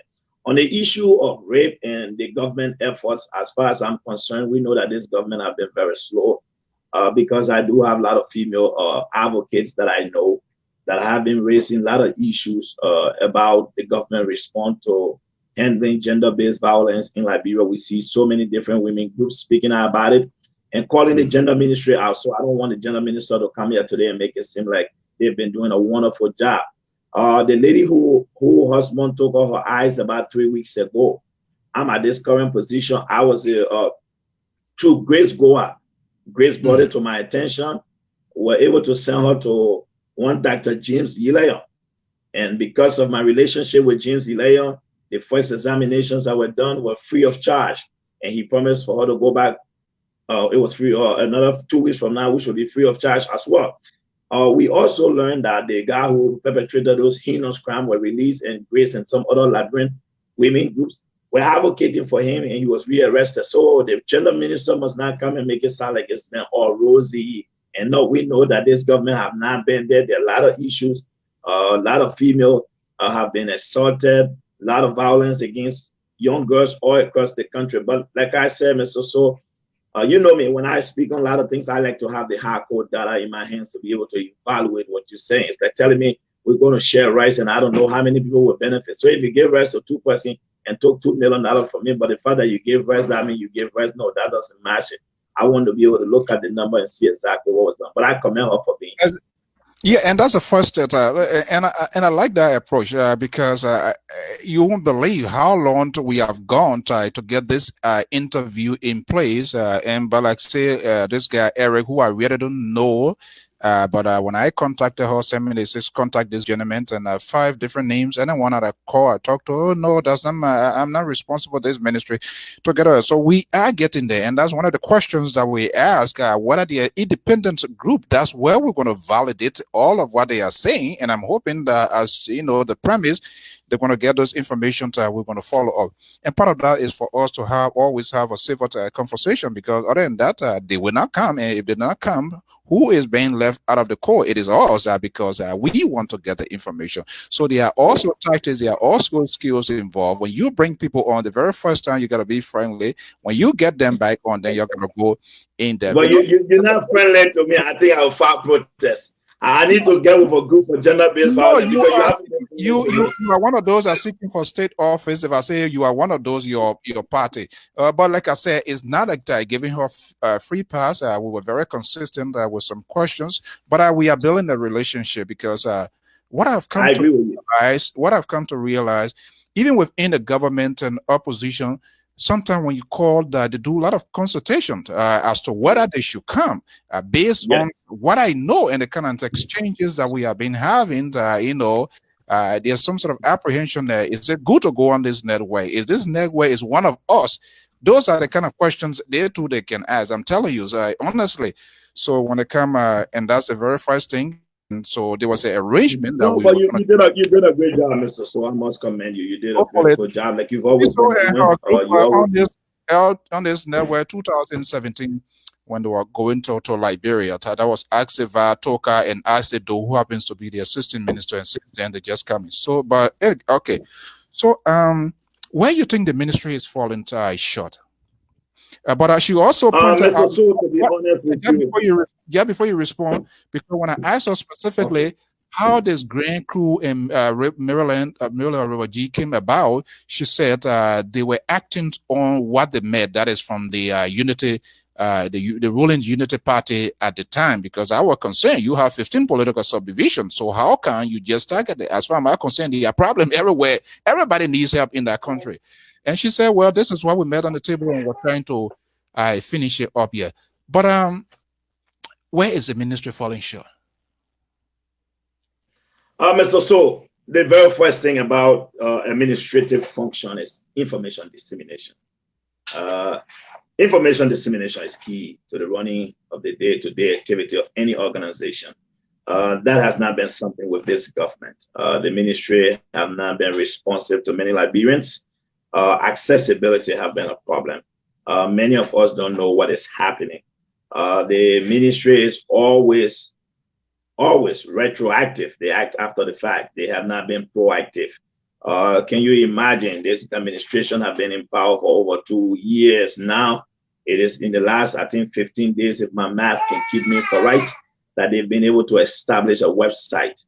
The ministry is undertaking a development where your elderly people are being paid from donors funding. The ministry can tell us where the money came from, how much was granted, but you're telling us you're giving people money. We want to know. We know the CDC government, a government that is notoriously corrupt, a government with a very terrible tinted character. And so the government that lacks credibility for the minister to come here and give out these type of statements with no substance, it makes it a lot difficult. So The information one again, we take it, we accept it, we work on it. But at the end of the day, it's hard. The fact that this government have not established credibility. We know of several women issues. Let's take a retrospect here. Your government, the guy that you support, Ambassador Joseph Boycott, and the Helen Johnson Sirleaf government, it started this year. We're talking about website. Is it fair to for us to do backtracking? Was it there before in the past, and it was maybe pulled down? Let me say this. I won't be able to say yes or no on it, but I'll tell you one thing, Mr. Soul. Given the previous regime, when it comes to gender issue, it was front and center. Any Liberian will admit that during the UP 12 years, the attention that was paid to gender issues in Liberia is not being given right now. That is a clear fact. But let's just come for the sake of the argument. Mr. Soul, the Unity Party, let's just let it go for now and say it didn't do nothing. This was the change government elected to come and correct the wrongs. So the notion that we want to use previous government as a yardstick to measure our performance now, that is completely wrong. So what I'm here to do now is you are putting your let me finish, Mr. So. Let me finish. Let me finish. Go back to history. No, let me finish. Mr. So, you were granted the position as the LBS director. The previous LBS director did not do a good job. If you were brought in, is your justification for your poor performance going to be based on your predecessor or your own ability to deliver? So this notion of asking about the UP government, we are in 2 years now, Mr. So. I think it's about time we begin to say, we granted you a job. It is only in a Liberian environment that we hire people to do a job. And when they're not delivering, we say, but the man, before you didn't do it. Let them tell us what they have been doing now. We agree. If UP was doing it, we'll be there. Since we're not there, UP is gone. We want to know now what the CDC is doing. And it's about time we take this thing hands on and let the CDC tell us what they've done. So I think that would be the fair conversation. The Liberian people have heard everything about the Unity Party. They granted the CDC the chance. I think the Liberian people now want to hear what the CDC government is doing and has been doing. I think that's a fair analysis. Now we should proceed. And when General Minister comes, do we need to know some prior history, or we should just forge ahead? We do, Mr. So. In all fairness, that's true. And let's be honest. One of the Unity Party government enrollment for girls in school went up than it was ever. Women's right in Liberia was front and center. Look, it was one of the Unity Party government that women were able to go to court and seek child support in Liberia. Let us not highlight. So I can go on and on, Mr. So. It was under the Unity Party government. We can look at the number of girls that were in position, number of females that were sent abroad to go to school. We can go on and on. I'm not here to sing praises to the Unity Party government because, Mr. So, we are prepared for the campaign come 2023 to remove the CDC. I don't want you to start the campaign now. When the time comes, we shall make the case. Because we tell the Liberian people, you hired us for 12 years. This is what we left. We gave you CDC for 6 years. This is what they did. The choice is yours. I want us to keep it like that. So for right now, I want us to begin to look at what they are doing and how they're improving the life of our people. What is happening to girls, female or young girls enrolling in school? What are some of the support systems being created by the gender ministry? Mr. So let me tell you one thing, Greg.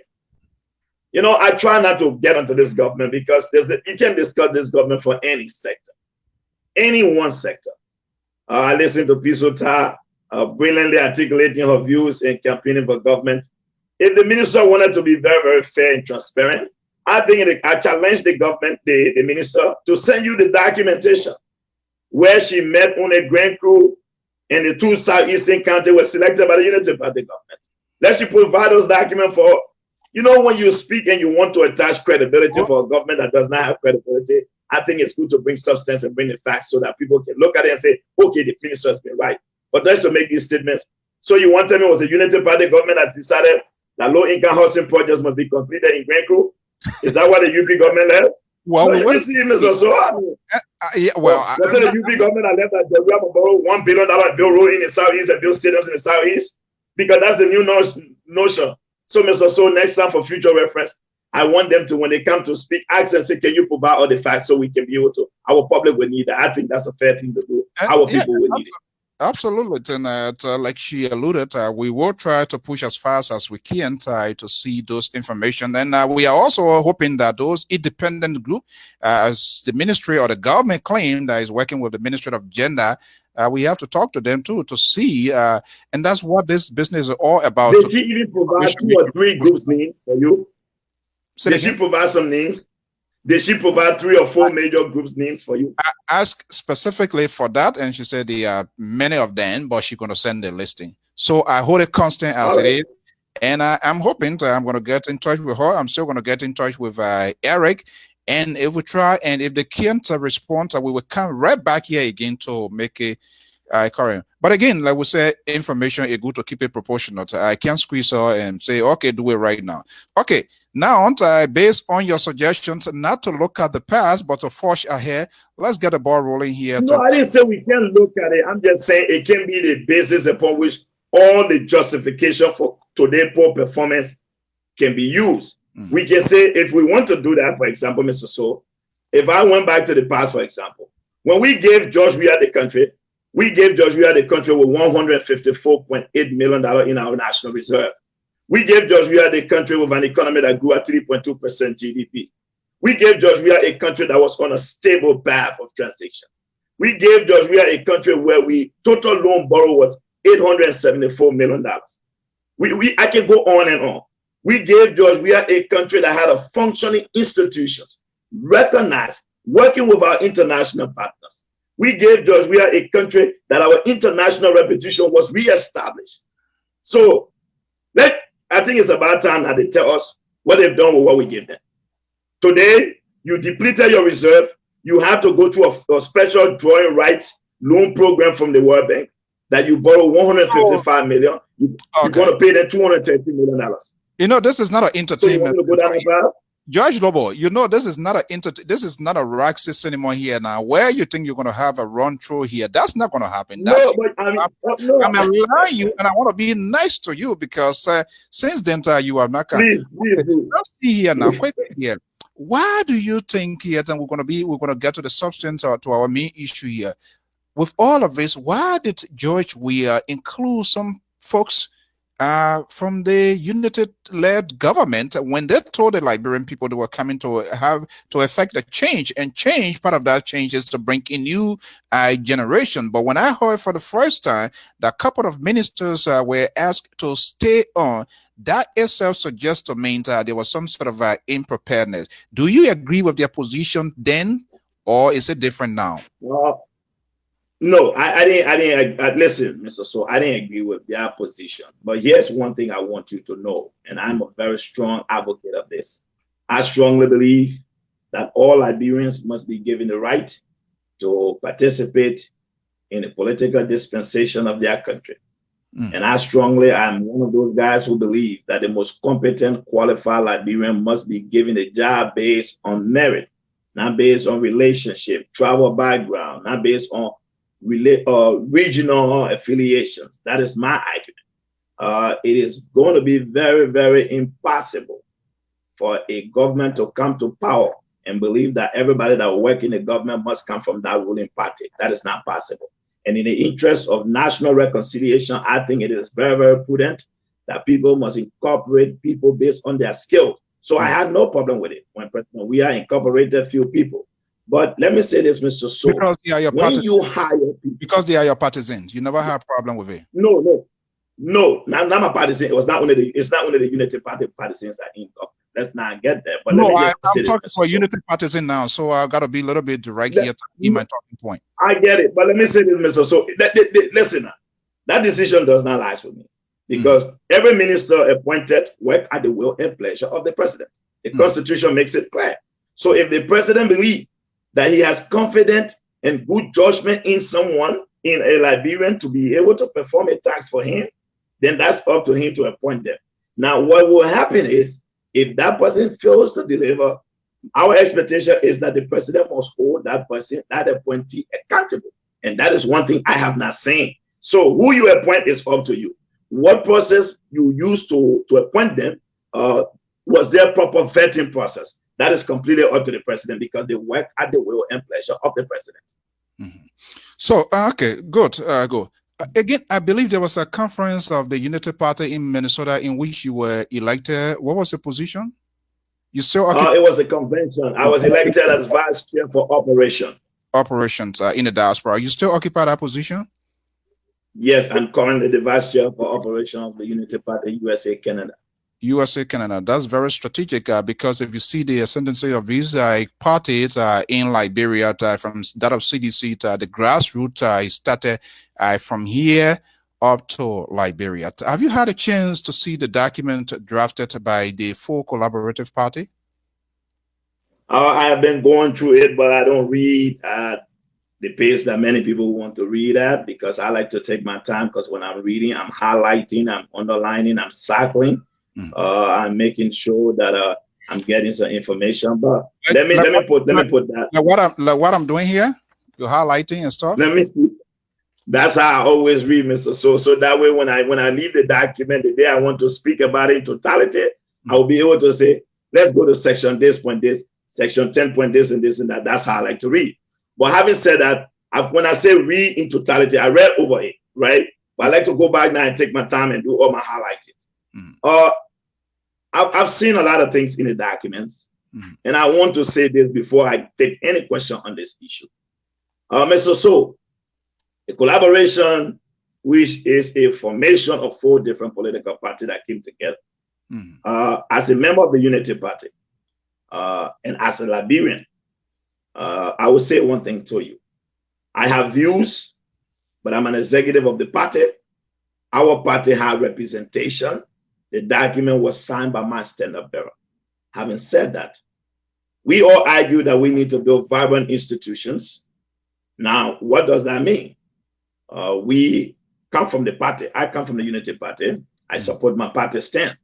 That doesn't mean that everything in the document I will agree with, which is not possible. And everybody understands that. There are issues in the document that matter. And I feel that the language could be changed or certain areas could be changed. But the good thing about it, Mr. So, is a framework. It is not the final document.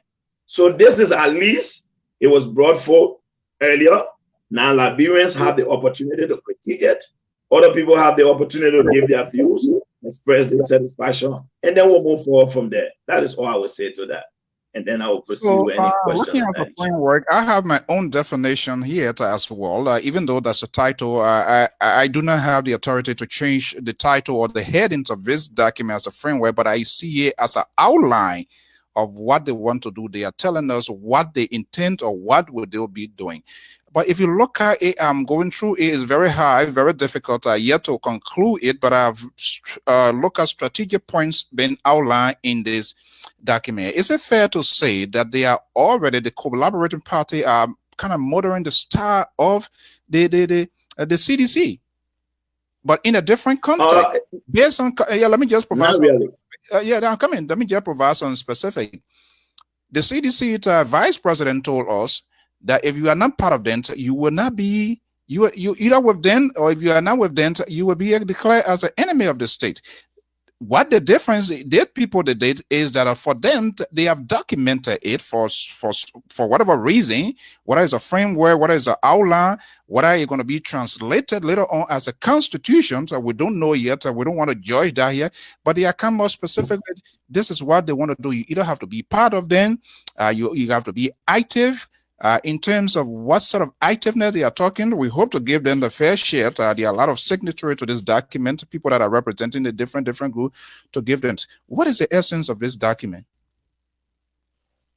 The essence of the document, Mr. So, is to at least get the ball rolling and kind of let us know that we've come together and put together a documentation that we can present to the public. Not everything is finalized in there. We understand it. That is why, like I said, Mr. So, it can still be amended. There can be changes made to the document. I think the best thing now to do, like you've been doing, and many other librarians have been doing, is taking their time and reading and pointing out areas that they have disagreement about, areas that they have concerns about. What I think you people should be looking forward to is to see what we do as a collaboration. If we hold on to those views that some of you people express disagreements about when our final resolution comes out, then you at least you have a case to make. But I appreciate what you're doing, and I hope all other Liberians can go through the documentation and point out what they think that is concerning for a country, because we want to be able to. Let me say this, Mr. So. We know very well that we can be like the CDC. We can't look anything near the CDC, and we have to be able to assure all Liberians. Mr. So I think I don't want to take credit for a lot of things, but I think I've been very, very upfront with a lot of things when it comes to this issue of the CPP. On my Facebook page, I took bidding for it the other day. I was very clear when you saw 2 days ago, and I wrote on my own Facebook that the CPP must guarantee. Let me read it, Mr. So you see for the records, it's right here. Mm-hmm. I posted this on my Facebook. That hold on, I think it's okay. Yeah, okay. You see what I said? Right. The CPP must guarantee all Liberians, and I said the CPP must guarantee all Liberians experience and qualify. That's not the message that I'm saying into this framework as far as I'm concerned. No, Mr. So I know the part of the document. And this is why sometimes, George, I kind of get a little bit frustrated. Both the government and the oppositions are in the syndrome of justifications of their action and always try to salad dress issues and try to get it on the right side of history. This is heartbreaking. I get it. You, Mr. So I will tell you one thing. Let us not forget. The CPP or the CDC, the Coalition for Democratic Change, did not present anything to the Liberian people. You must not forget. Yeah, and that's what, and I look at it. Yeah, no, come here. I will give you a fair share. Believe me or not, we're gonna have proportionally. You're gonna have your share. They didn't. They said things, and I've come to realize some of the ridiculous things that they said. It seems to be what is incited into this document. Go ahead. So, Mr. So here's the final analysis. Yeah, let me say this to you. The CDC didn't tell the Liberian people anything. They came together as a collaboration. At least we've shown that as institutions that we can come together. We can present something that people can read.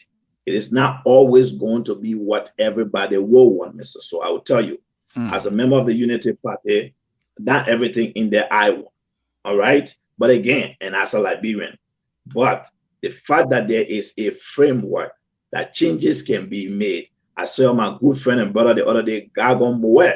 Gagon Moe said he was recommending the process by which people can be vetted for those positions. Mr. So we are open to those ideas, and I hope the CPP will do what it takes and will listen to all Liberians, because at the end of the day, Mr. So, the CPP is not going to lead a government of 4 political parties. The CPP, whoever emerges as a standard bearer, will be the president of the Republic of Liberia. The responsibility of the president is to protect all Liberians, whether you come from the CDC, the ALP, the NDPL, whatever party you come from. The president's responsibility is to all Liberians, and I'm pretty sure that come that day, that particular standard bearer, that particular president, for some of us, we will not be part of a government that will not respect that issue. And that is going to be front and center. That Liberians must be allowed to participate in the equal dispensation of their country. And that is why some of us stand for, and that is not going to change, Mr. So I can assure the Liberian people on that. I don't want the Liberian people to get distracted by what is happening. We will make the necessary corrections. We will point out the necessary issues that we do have with the document, but at least we have something that we can make the necessary changes to. And that is my position on that. So I can say vividly, you are one of the executive by virtues of the positions, operations. You have huge responsibility task in terms of how you're going to galvanize and put the partisans of the Unity Party. As far as you are concerned, your party, let's restrict it a little bit. Your party, the Unity Party, do you think they went to this table with this collaborating force with the ultimate goal to have it finalized and stick together? And the reason I'm saying that, I know the histories of our parties in the past and even in the future is very hard when it comes to collaboration. Will we see this differently comes 2023? That these 4 parties that have committed themselves to this framework, to this guideline, in my own interpretation, that's my opinion, that's my view, will they stick by those guidelines or framework? Mr. So, let me be very clear here on one thing today. The Unity Party, led by our standard bearer, Ambassador Joseph Boakai, His mandate have not changed. He remains committed. He's assured me that this is what he's going to work towards. And I want to say to you, Mr. So, as a member of an institution, it is not my job to sit here and speculate and make assumptions and give predictions. What I can say to you as an executive and as a guy who believes in institution building, I strongly believe my party is committed. And as far as I'm concerned, once my party remains committed, there will be nothing else but for all of us to fall in line and uphold whatever commitment our party will make. And I assure you, the goal here for us as members of the Unity Party is to be able to come through for the Liberian people. But one thing I want you to know, Mr. So, in life, you can't always control what the next man will do. We don't know that. That's not up to us. That is not up to us. In the great heaven where God, who created earth, where Satan was, I'm pretty sure he didn't know that Satan was upset about certain things.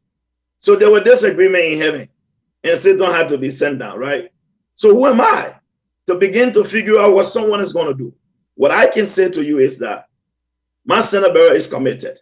My Senator remains 110% committed to this particular CPP. Whatever will happen down the road, it will be up to the Liberian people to make that judgment.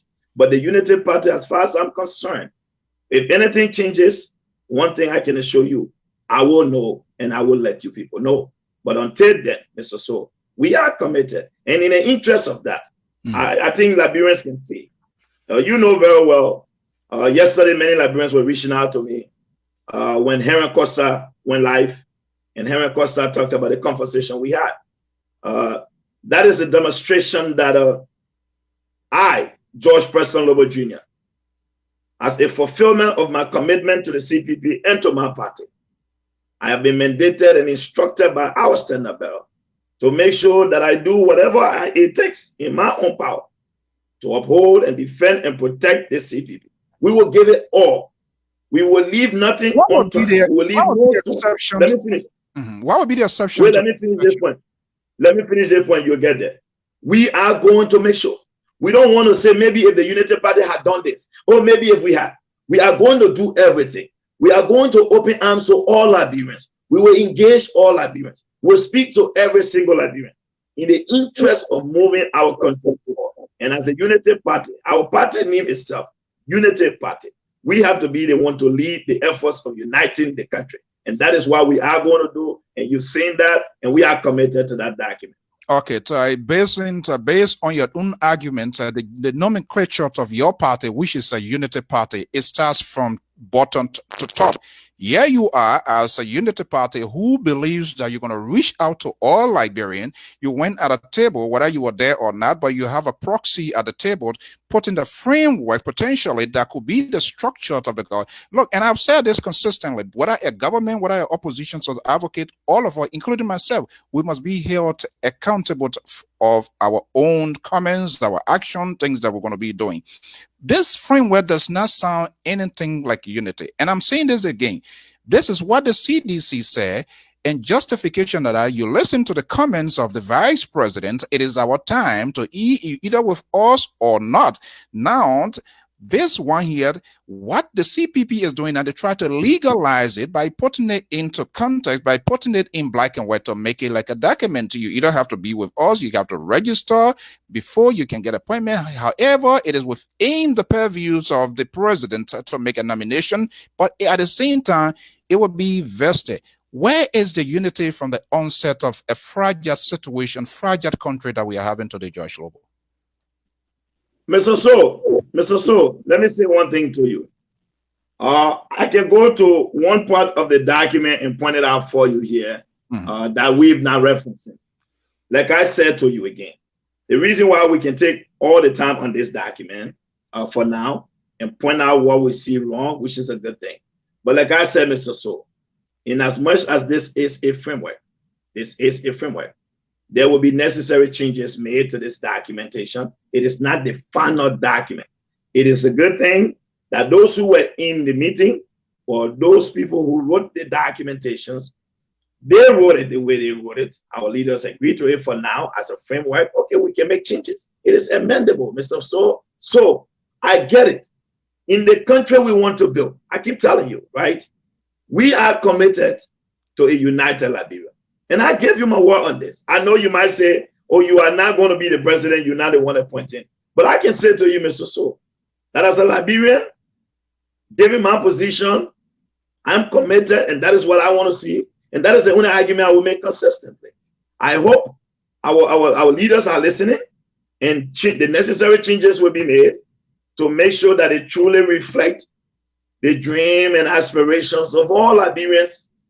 And that way we can be able to, look, Mr. So, there will be seditionists who will have to work in the next government, no matter what you do. There have been government money used to, let me finish. Let me finish this point. There have been government money used to send some of them abroad. They have to work. The government invested in them. We must get our maximum return on our investment. So are we going to say because they were in the CDC government, they can't work? Not everybody in the CDC government have been horrible. There are some people there who we know have been doing a good job. Some people have the integrity. Do you see this finality in the finality of this document? Do you see there as a potential sticking point on the part of this collaborative party? You are saying there are some good seditions, and I agree. All of us have our own ills, we have our own board, but when this sort of hook is put on a piece of document, and they're going to be going back, as you said, to finalize this document. Do you see it as a sticky point on the part of your party? What happens if that negotiation fails? Mr. So, once again, I keep telling you, I trust the judgment of my party, and I trust the judgment of my Senator, and I trust the leadership of my party. At the end of the day, whatever clause that we believe will not represent what the Liberian people want, let me assure you, Mr. So, we will do what it takes to make sure that the CPP will lead a united Liberia, that all Liberians will be able to stand up and say, I support this party because of this reason, and collectively will be able to rescue our country. And that is why I want to give you, as my word, Mr. So. For right now, we can continue to speculate, but at the end of the day, we will be able to. I know where you're reading from, but again, Mr. So, if we were to read section 10.11.3, it's a different thing. If we look at, that is where you're coming from, which brought a problem into this whole conversation. And myself, I've been highlighting that era. I said the wordings in there. And this is what I'm doing. I'm taking the document in its entirety and not performing any political surgery to pick point here, but it is a framework. So yeah, but let me read something to you real quick, Mr. So, real quick. And we must not forget about this part. While it is true we can reference section 10.11.3, we must also look at section 10.11.1. Let's look at what it says. And let me read that. I told you I'm reading through, but I'll just read this part just for the Liberian so you can understand. This is also there. It says all constituent political parties shall be represented in cabinet. Cabinet positions shall be allocated amongst the constituent political party in all order qualified Liberians, whether or not they are members of the alliance. So can we point out that too? So what you see that? What was the basis of putting the label that I have to be part of the CPP? Am I not a Liberian? Or because the reason I'm with Judge Lobo, I understand, and that's how you politicians. This is how you guys do when you put a structure. I'm not a politician.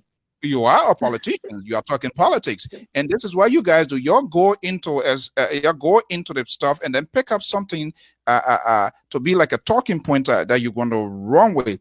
But I'm seeing here the history, and then not only Liberia, even America. I've not seen anywhere in the country where a political party wins, and then at the end of the day, the fully incorporate opposition. Very few.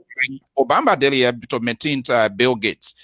There was some that is the CDC, but I am concerned from the surface of it, because when you These were some of the tough questions that we didn't ask CDC, and the Liberian people, they did not give us the chance. And because people felt that the political system had failed them, so they saw glory was coming upon them and say, okay, everything is okay. We do not want to ask this question. But this time around, we have learned a huge lesson, and we want to make sure where we are leading ourselves to. Lobo, fair enough? So, Mr. So, let me be very clear with you. Let's state for the records here. Like I said, I really would love to do this during campaign. I'm not in campaign mode, but don't start it earlier. But let me say this to you. We have, let me speak because I come from the Unity Party, all right? There are other parties in the collaboration. But I think the issue of bringing Liberians to the table, I think that argument when it comes to the Unity Party, that is one thing we cannot question. There have been no parties since independence in the Republic of Liberia that have granted opposition, cardinal government positions more than the Unity Party. Now you bet any Liberian. Yeah, now you are forming, okay. You are forming an alliance now. There's a collaboration. No, so hold on, Mr. So hold on. I'm saying to you now, we must not forget that.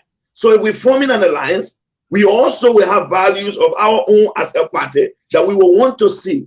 Don't forget, the former information minister came from the MPP. The former assistant minister came from the MPP. Today, he's the current Minister of State for Presidential Affairs. Right. The former information minister, Les Eugene Nangbe, came from the CDC. We must not forget this thing. Ko Bangaluko came from the CDC. Milton Teje is not from the Unity Party. I don't want to list the entire government. Yeah, tons of okay, so what I'm saying, no, let me just finish. Let me finish, Mr. So. I want you to understand. We all know that one of the reasons why Liberia got herself in the position she's in today was a result of Liberians who felt disenfranchised. Liberians who felt they were not given the opportunity to participate in the dispensation of their country's future political affairs. We are not here to make mistakes again. This is why I have said to you, Mr. So, at the end of the day, all Liberians will be reflected. The view of all Liberians, the rights of all Liberians will be protected. And that I agree with you. You want to talk about the CDC. The CDC didn't even give you anything. The statements you're quoting now. And that's why, no, listen, it's fair enough. That's an accurate statement. They didn't give her anything. They make the loose statement. Those loose statements, your collaboration is also capitalizing in that, documenting it, putting it. So tomorrow, if I'm qualified or any other Liberians who does not support the idea of the collaborating team, but yet is competent to perform a piece of task, they will say, hey, we told you yesterday, you have to be a member. We put it into black and white. CDC did not do it. Isn't that fair to begin to have this sort of conversation to create an awareness? Because we want to say, be there for the life of not fair because it's not fair because here's what happened. In section 10.11, when one, it makes it clear that all Liberians, so they can point at it, that look at this document. In this section, what it said all qualified Liberians. It did not say all CPP Liberians. So I think, Mr. So, I said to you, I said to you, you raised a fair analysis, and it's a good thing for your position, member of the Fourth Estate. It is your job to hold politicians accountable, which I respect. But like I've always said, some of us want to see a better country, and we are committed to that. We want to see a united Liberia, and we will definitely work towards that. This framework came out. I made it very clear before my very first statement that not everything in the documentation we all love. Some of the language in there is not something we want. We didn't hope it was there. But at the end of the day, Mr. So, there can always be room for improvement. And I want to say, you can't discredit the countless amount of hours our leaders that's not either get themselves where they are. That's not what so, yeah, so I get your protest, which is a fair one now. So I will recommend. Expressing my view. Okay, here is it. George Lobo is from a different background. I am from a different background. Being a communication person, the context when a communication person reads a document, and someone who is a psychology or or whatever historian reads a document, but people who don't know the context, there are different language tones, the way I will analyze it, you will not see it that way because you are not in my world. I am not in my world, but I know that we must have this conversation. But let's go ahead. Yeah, we're going to have I already surmised that we're going to have a good conversation. I listened to a political commentator, Mr. Costard, who happens to be a force in all of this, yet in one of his recent podcasts, and he alluded that he have already had a conversation with Mr. Cummings, who happens to be the party leader of ANC, with your standard bearer, Ambassador Joseph Newman Boyka has already agreed, consented, and he also proposing potentially for the COP to be part of this by allowing them to have some sort of be part of some cheering committee. So my question here is, you have a political registered institution, so you have a pressure group that could be as check and balance in governance, be it an opposition or a government. Now you want to be part of this parcels to be to also get a piece of cake. How those two works out? Mr. So first and foremost, let me say something to you. You mentioned of the people, Mr. Henry Costa reached out to, and like I said, Costa and I we spoke plentifully, but there was nothing major that we had to talk about, just sorting out disagreements on issues that we disagree upon that led us apart for a while. And I've always been very clear that we had no major disagreements. My disagreement with Costa have always been on the issues of one or two, and we talk about that. But let me get you to Costa's point. And that was something we talked about briefly. And I think, Mr. So, like I said before, when we go to the history of the COP itself, if you look at the makeup, the DNA of the COP, it is everybody from the CPP. Majority of the COP is made up of partisans, supporters of the four collaborating parties, right? And like I said on multiple occasions, that we saw the COP as the vehicle for the CPP, right? I've been very clear on saying that we saw the COP as a vehicle for that of the CPP.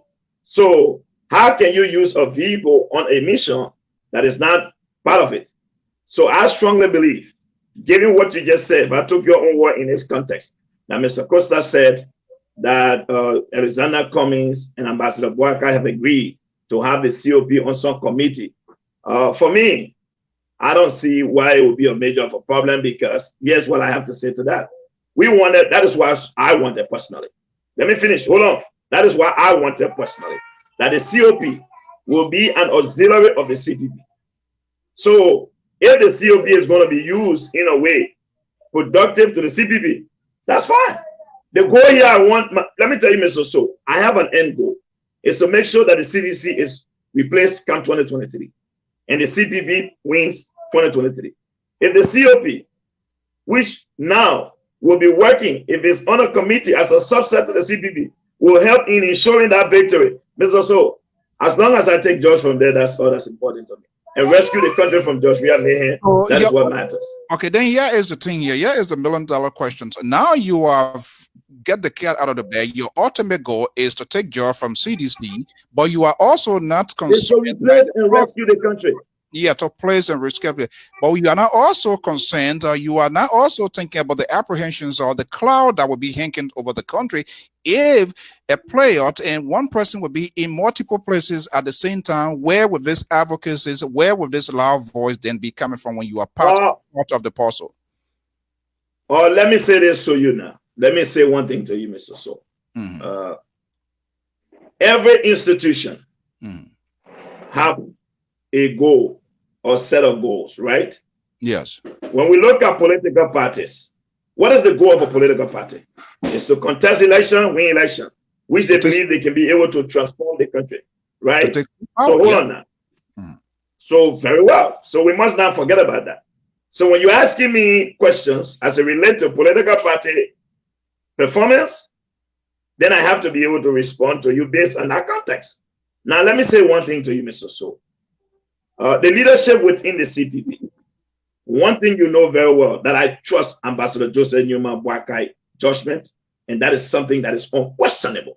So I trust Cummings, I trust the UN, I trust Nyombli as the political leader of Liberty Party. When this trust started, when this trust started coming into being, you have a Nyombli Let me tell you why. Hold on now. Opposition. Let me tell you why. Who has squandered taking paid, which of course you are pointed out on your own podcast. But let me answer one question and then you give me the next question.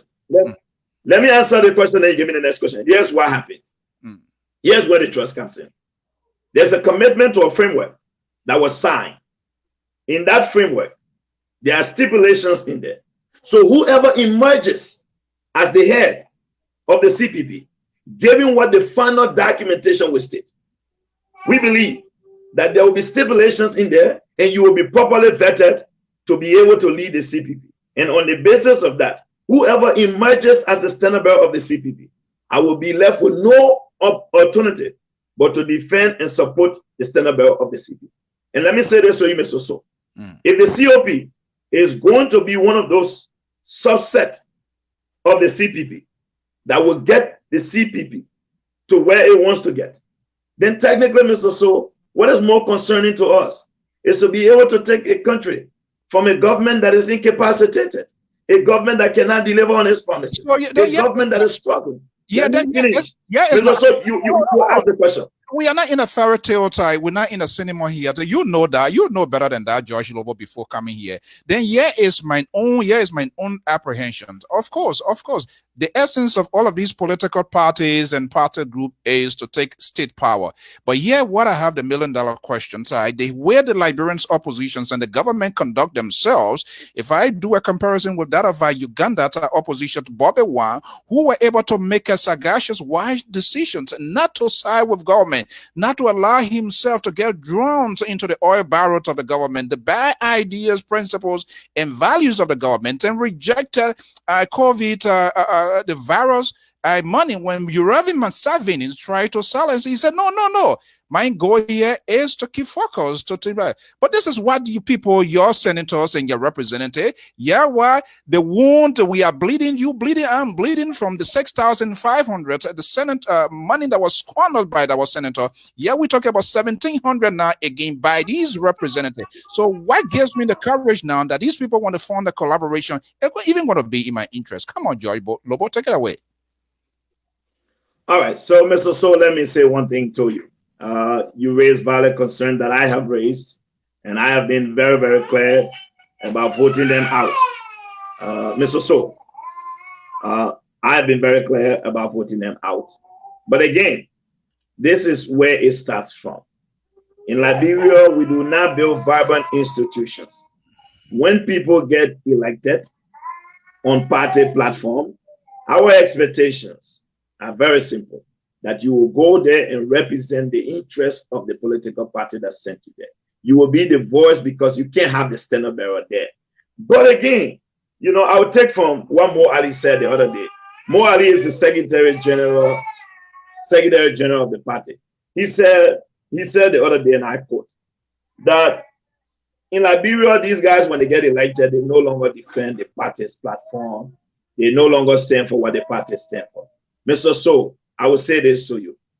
If you are going to be voting a lawmaker in a district, you live in the district, you know the lawmaker from that district. You know what that person have done. You know the person's judgment. You know the person's character. Many of them have proven in the past to not be in the interest of the political party. I cannot sit here today to defend the action of all opposition lawmakers because technically, Mr. So, that would be wrong, unfair to the Liberian people. They have performed in ways that some of us have been disappointed in them. You know that. I think, Mr. So, if we'll be speaking in terms of integrity and credibility, I think I have been on the records of calling out my own party lawmakers on numerous occasions. I turn not to even speak of other party lawmakers. I always point out my own lawmakers because those guys have disappointed us. And like I've said, the Liberian people are going to have to make that decision come 2023. You spoke about the 6,005, Mr. So. Right now, I think it's about time we call it a night because why? Let me tell you why we should call it a night. I opposed the 6,000 from the beginning, and you know that. I told you it was wrong, morally, ethically, whatever Joseph, it was wrong. I said that. I also told you that the whole notion of the recast budget didn't make sense. I told you it was bad. And Right. I told you people many times in all agreements that the recast budget was going to pass. When it passed the lower they are working with another financial exploitation again. wait, just hold on. When the recast budget passed the lower house, I made it very clear that the recast budget passing the lower house was a lot difficult than passing the Senate. That it was going to pass so easily. And it happened like I did. You know, the other night someone was referring to me as a political prophet. I said, no, I'm not a prophet because I just say things based on what I know.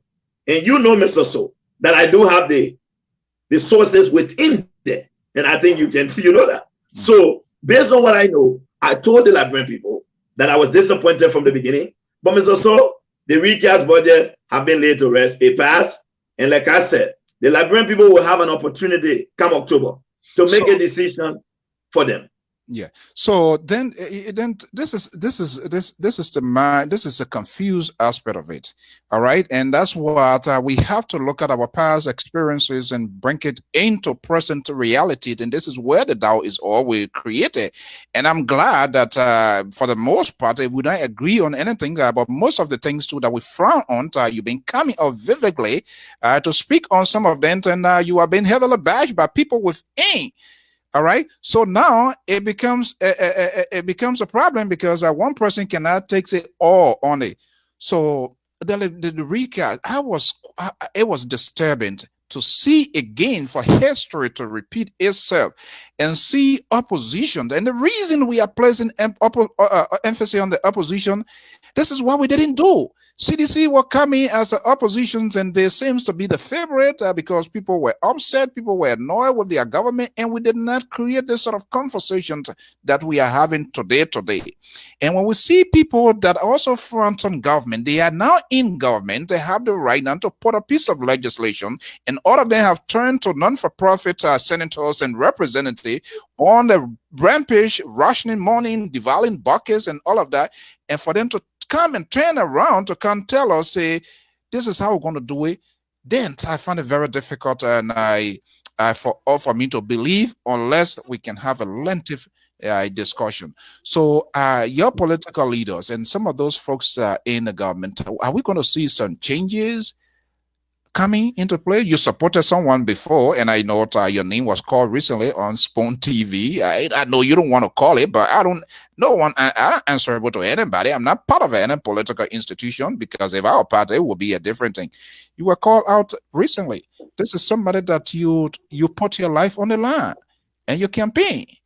And some of us suggested, say, hey, you are heading in the wrong directions. You did not listen. The kingdom caps out unknowingly to yourself while you were on board. Good that you can swim and you were able to get a vest jacket to be here. Now you are coming in again to interpret visions of people who want to take state power. Tell me, Judge Lobo, how can I take this seriously? Mr. So one thing I do know, regardless of whatever happened, you do know that you can go to bed trusting Judge Lobo. 120%. I think you know that. You can trust me. And I'll say one thing to you, Mr. So. Leading a country or being part of an organization consists of members. Not all members in the organization will be great. That's not possible. In a great church that we all go to, as good as a priest, maybe, there are some horrible priests, because I go to the Catholic Church. There are some terrible priests. But at the end of the day, that does not denounce my Catholic faith. That does not change who I have been. I grew up in the Catholic Church and I remain Catholic till I die. I get it. There's a lot of things that happen in the church. Some I don't like. I've criticized them when I've seen it. But at the end of the day, Mr. Soul, the Catholic Church is one of the largest denominations in the world. That does not mean all of us are bad. In every society, there will always be people who will misrepresent the principles and ideas of the institution. That does not mean you use that to judge all of us. I'll say this to the Liberian people. It is true that what have happened have been wrong. With regards to who I supported or not, Mr. So, I've supported a lot of different people. But in life, you will come to understand at some point in time, Mr. So, in as much as you can't read a man's mind. You can't see the man's heart. What happens when they get elected? It is a trust in your hope that that person will be a reflection of the principles and values you stand for. I can sit there all day and vet the number of people I supported. I campaigned throughout Liberia for Vani Shema. I went to Buchanan with Vani Shema on the most terrible road. It took me 5 hours from Monrovia to Buchanan to campaign for Councillor Shema. I never went to West Point until Vani Shema took me to West Point. So every time I see Councillor Shema today in the Liberian Senate, it's a disappointment. Everybody on the bypass know me. They call me Action Party George. I joined the Unity Party because the Liberian Action Party joined the Unity Party. You consider wrong then. You consider your decision wrong then at the time, knowing what you know now. Yeah, but think about it. At the time, he presented the most realistic ideas. He stood for all the good things. Did you ask all of the questions, the tough talking question, the tough talking George Lobo? Did you ask all of the questions before putting your life on the line? You are doing it without asking these legitimate questions. And this is what I'm trying to make Liberians good like yourself with good potential, who also get a bright future to avoid doing. And you are not listening. Mr. So, let me say this to you. I know your most recent reference go to Dallas Senator Dallas DeLong. You just telling me about it. That's not what I'm saying. Is that true? No, but hold on. Let me say this. I had lengthy conversation with him on different things and on what I expected. I will say this to you, Mr. So. Here's how I will lay the DeLong conversation to rest. I've always been very clear. Senator DeLong may not have done everything I want, but Senator DeLong have done some things in government. And I want to be very honest here, Mr. So. I have given Sir Joseph credit when he has done the right thing. So let me finish my statement. Senator DeLong have done some good things in government. I must not, in as much as, here's what many Liberians can take from me. Liberians will say, the way in which I beat on people that I like is bad. And I tell you, Mr. So, I strongly believe that I who like you must be your strongest critic when you do the wrong thing. And that is why many Liberians can't take. But I have not said that since Senator DeLong went to Congress, he has done everything bad. No, he has done some good things. In the areas where he has fallen short, I have come out calling him out on it. So we must not forget, Mr. So, if the Liberians will decide that they will pick based on the lesser evil, that decision is going to be up to them. Okay? But I want to say one thing to you. You have been, you call me out on that. You told me, you said, George, I don't want you to do this. There have been a lot of things you've told me not to be a part of. You know that. But at the end of the day, Mr. So, in this life we live, in this particular world, if you don't believe that you're going to have, let me finish. If you are not going to leave a spot in your heart to trust people, Mr. So, you're going to have to drive on the road by yourself when no other person is by you because you don't know the next. You can't get on the flight because you don't know if the next man there you will shoot you. So this is these are the challenges we face as society. That's why I always tell people, life is a race. How you take it is up to you. But that's all I can say at this particular time. But I will say this, Mr. So. I definitely hope, that the leadership of the CPP will begin to put their acts together. That many of us who support them, that we are coming once again, and some of us are demonstrating that in the interest of the CPP, we are willing to talk to everybody. We are willing to be able to put aside whatever we thought were differences. But at the end of the day, it's going to be up to the individual, Mr. So. You who here, I'm pretty sure you voted before, and there are people who let you down. I hear you when it comes to the Grand Jury Association. I know your record. I've seen you going after people. I know exactly what it is, how disappointed you've been. In life, Mr. So, you can only control what you can control and leave the rest to the other people and hope that they do and keep up to the commitment they gave you. That's all you can do. Somebody pleading here, say, oh, my brother George Lobo alone. Okay, so at what point in time, because what we are trying to do, we try to get hatred, because George Lobo, this is not about and people who don't understand it. Look, you know, I see the time that you put in sitting 2-3 hours nearly every night and just only having one night of myself, and many others are doing it, but a lot of us are doing it in different contexts for some other reasons. Some are doing it for in order to sway political favors on institutions that are not even considered institutions because they are not structured. People can see their strategic plans, a vision for the country, and we continue to see this in the same old soundbite. It hurts some of us when we see this happen here. At what point in time that George Lobo will not allow himself for history to repeat itself and for us to come back here and have this sort of obituary commentary again? At what point in time you're going to reach that Waterloo? Mr. So, when America decided to go to the moon, the first time the spaceship left Florida, it crashed. I told you the behavior of let me finish. politicians. Go ahead. Let me finish. Men did not give up regardless of how many times they tried to fly. The plane crashed, it flew, and they kept on going. And I say this to you, Mr. So. At the end of the day, what matters to me is what I do and what I stand for. What the next man will do is what he's going to do. I can only be hopeful that whoever I trust will understand that I put my trust on the line for them and that they will come true based on the trust that I impose in them. If they fail to keep up to that commitment, Mr. So, let me tell you what I did. Yesterday on my free time, I took the time to watch some documentary because I always believe that continuing education is very important. Yesterday, I took my time to go over the documentary of the great Thomas Sankara from Burkina Faso. And as God would have it, even when his security minister warned Thomas Sankara that Blaise Compaoré is after you, Thomas Sankara said he didn't believe it. He trusted him. With all the warnings he got from the police, he kept on trusting Blaise Compaoré. They were friends. They met in military school. When he came back from Madagascar, Blaise was always his friend. And at the end of the day, Mr. So, history reminds us, and whatever happened has happened. But at the end of the day, he had to trust somebody. He knew that he would not lead a country. If you don't trust people, Mr. So, you will not have a life. But I'd say this to you. This is not going to be a commentary all the time, Mr. So. These things happen in every normal society. Let's go to America here.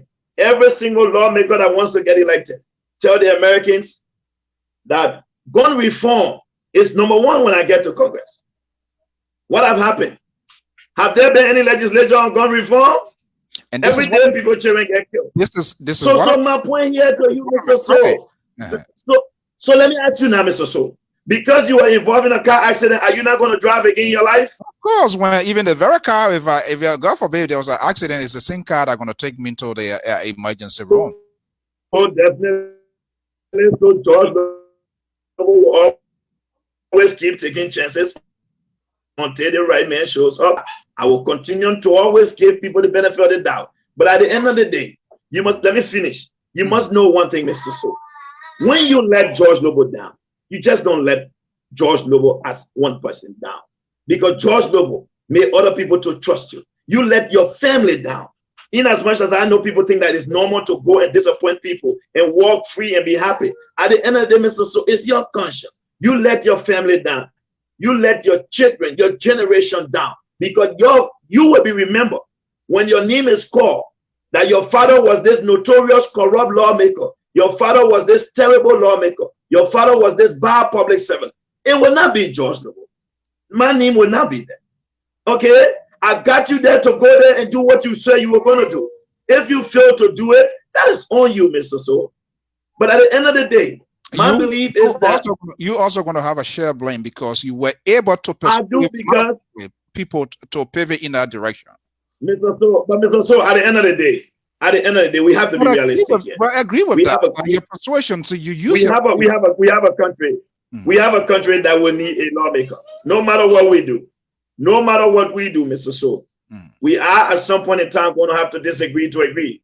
We're going to have to pick the lesser of the two evils. You will never get a perfect person. The hope for me when I make decisions is not that I'm going to be electing a saint, but what I always want to look at, what can be mitigated.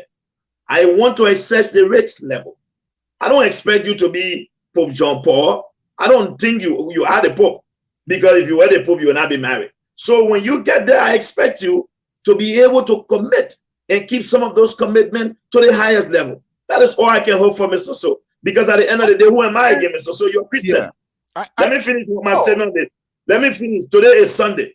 and you're a Christian like myself, the Bible says we must forgive 77 times 7. Who am I? If I believe in the Bible, then I must forgive. And on the basis of that principle, I am going to always be willing to forgive. I don't know what is the number 77 times 7. That's a huge number. So if 70 times 7, right? So my lady just corrected me on it. So 70 times 7, Mr. So is a huge number. And Jesus expects me to forgive. You remember he told the woman, he said, go and sin no more. That's all I can do. I ask you, when you go and sin, I said, go and sin no more. So that's my position. Okay. All right. There you go. I'm going to be posting the number here.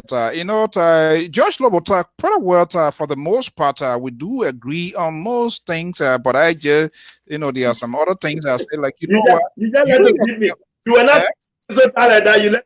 I think that this is a gender-based issue I need to take up. There needs to be female gender advocate, because you seem to be, you are very relaxed and nice. No, not a matter of being realized. I mean, it's a matter of having a first acquaintance. And I mean, Piso, she has appeared on this in the past year. But here is the thing. Like I said, I've realized most of these people, when you reach out to the government official, be it the government and opposition, sometimes it's a hair scratching as to whether they should show or what sort of receptions. And I'm not saying to be next to the extent that you can ask them, but they are that sort of apprehension. They want to know the kind of question, but that's not the kind of tap. But yeah, they want to, because nobody wants to. Yeah, they need to do it, and we have to use our own skills to bring them to be able to get something out of them, and then we can eventually go behind the scene to get all of the information. Well, folks, if you are listening to Alfonso Z and so with the tough talking to Josh Lobot of the Unity Party, why are you, Josh Lobot? You kept driving to the wheel of Joseph Newman Boyka. When will we see your own candidate, Helen Johnson Sirleaf, came here to Washington, D.C. and said something very critical? It was time for generational change.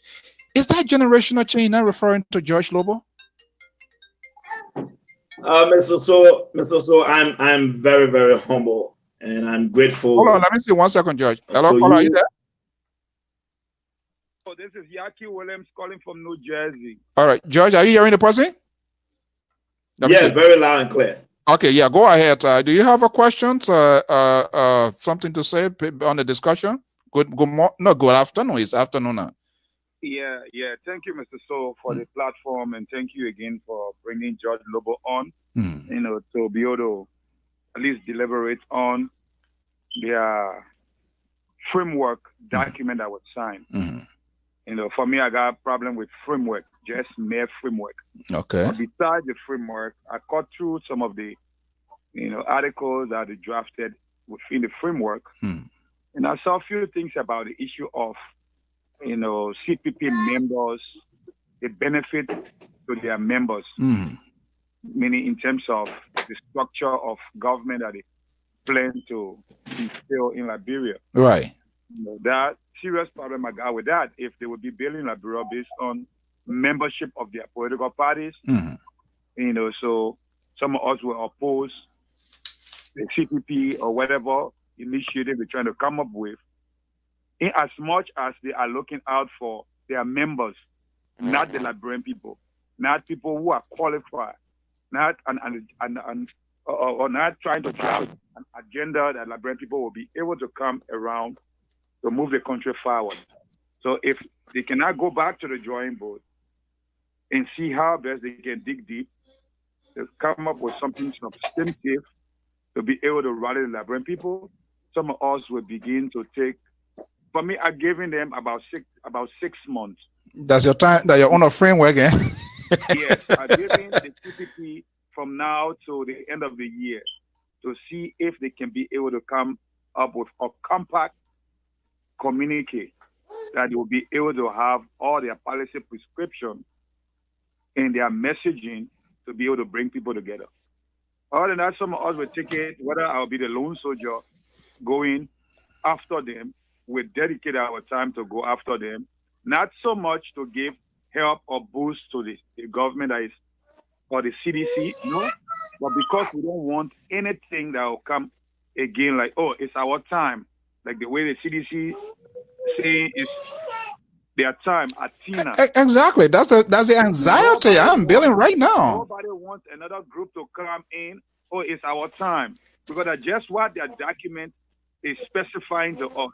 And that's what we're reading from their document, that they're going to be looking out for members, that you have to be loyal member, you have to be foot soldier. It happened with the NPP before. It happened with the United Party, and that they had to form merger with the COTSO, which was the Action Party and few other parties, and then the Liberia Unification Party, and they formed the No Unity Party. And we saw where it took Liberia to. And now we see the merger between CDC and NPP, and they say it's their time. So we don't want anything that will resemble anything of the past. When you're talking about four biggest opposition right now to the ruling party in office, and then you're talking about jobs and other stuff that will be, you will have to be distributing the government based on what you call proportional representation, based on party or based on party membership. No. So for me, I'm waiting for 6 months from now, Mr. So, if I can see any substance that I'm referring to, some of us will become lone wolves or lone soldiers will be going against the CPP as to whatever structure they put in place, because that will be deemed as a fraud that the Liberian people should not be able to buy to consume. Thank you, Mr. So. Yeah, okay. Before Judge Lobo respond here, I also want you to make a recommendation. You look at the critical aspect of it. What would you want to recommend? Let's pretend they're going to take your recommendation. So what would you want to recommend in time? Well, the first thing, they have to scrap such article from in the framework document about the issue of jobs. They had to scrap that out. The issue of jobs has to be based on qualification, not based on membership of whatever political structure we're talking about. No. It should be based on qualification. Okay. All right. Okay. Thank you so much. Let me let Josh Lobo to respond to that. So, Mr. Are you done, caller? Okay, Mr. Lobo. Yes. All right. So first of all, you listen to him, right?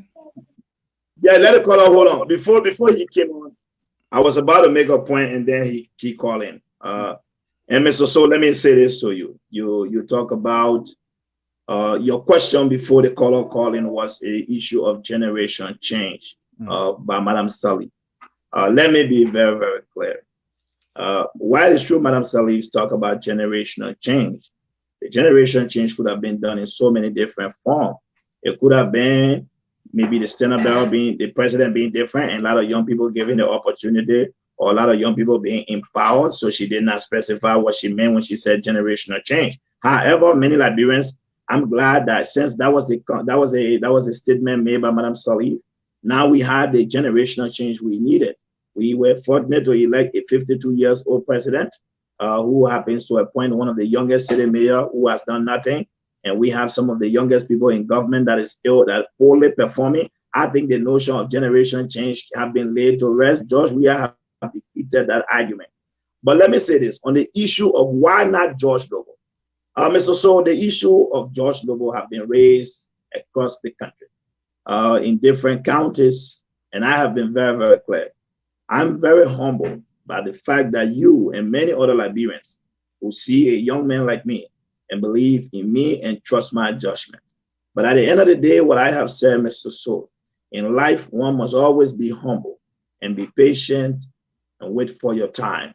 I strongly believe at the appointed time.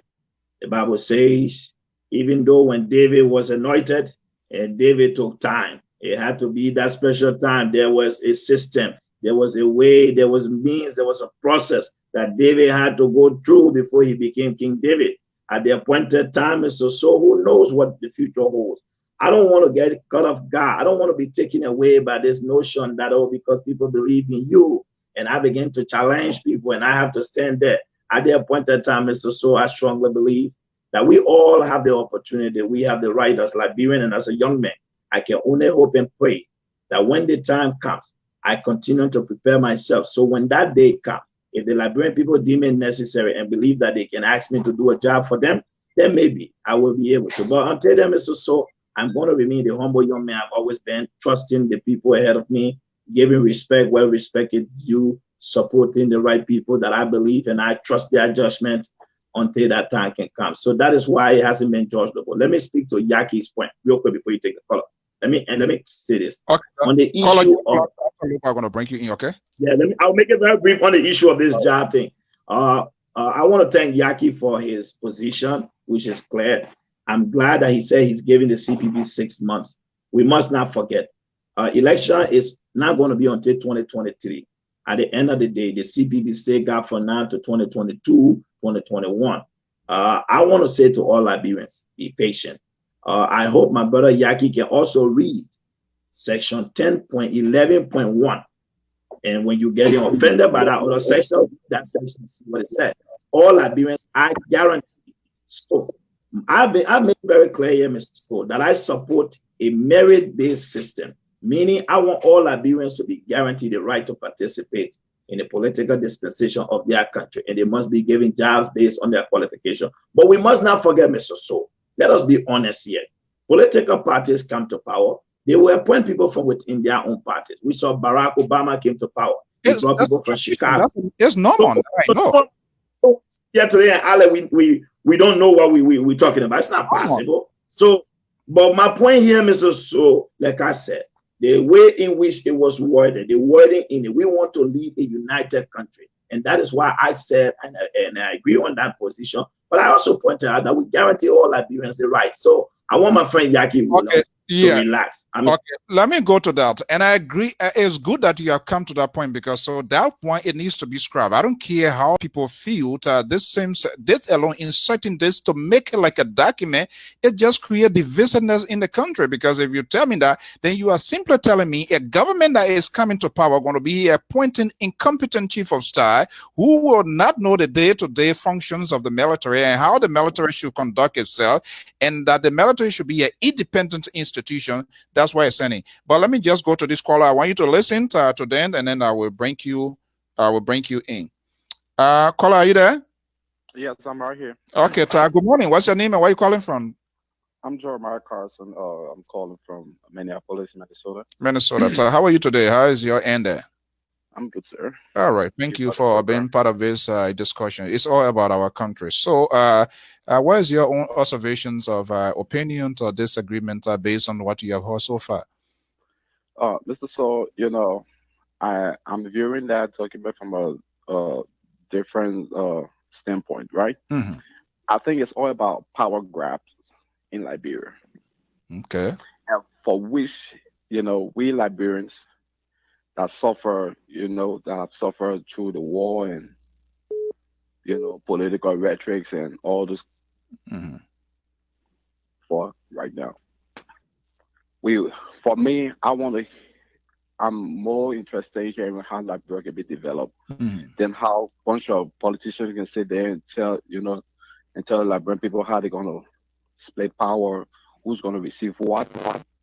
As though Liberia is a piece of meat that, they are dividing around. Look, we Liberians are just tired with this politics. There is no more room for politics. We need development in that country.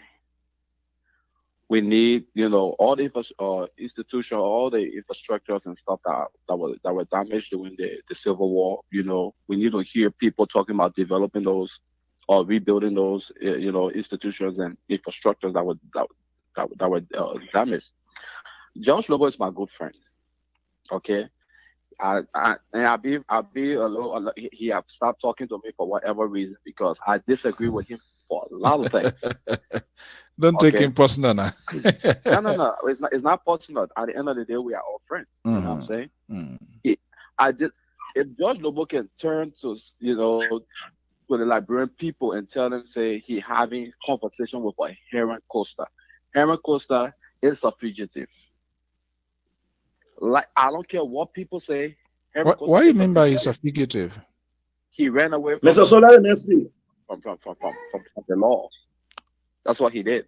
It's not that people want to understand. Like, I haven't heard an official statement from the government. So to make that proclamation, and then I have to go forward to given the circumstances or so, given the circumstances under which he left Liberia, is you know, we don't, you know, something complies. You don't have to. Okay. You don't have to. Yeah. Hold on, call out. Please hold your time. Somebody is talking. Okay, wrap it up in 30 seconds so I can allow the other person and George Boulevard. So what's your? I'm more interested in hearing how Liberia will be developed.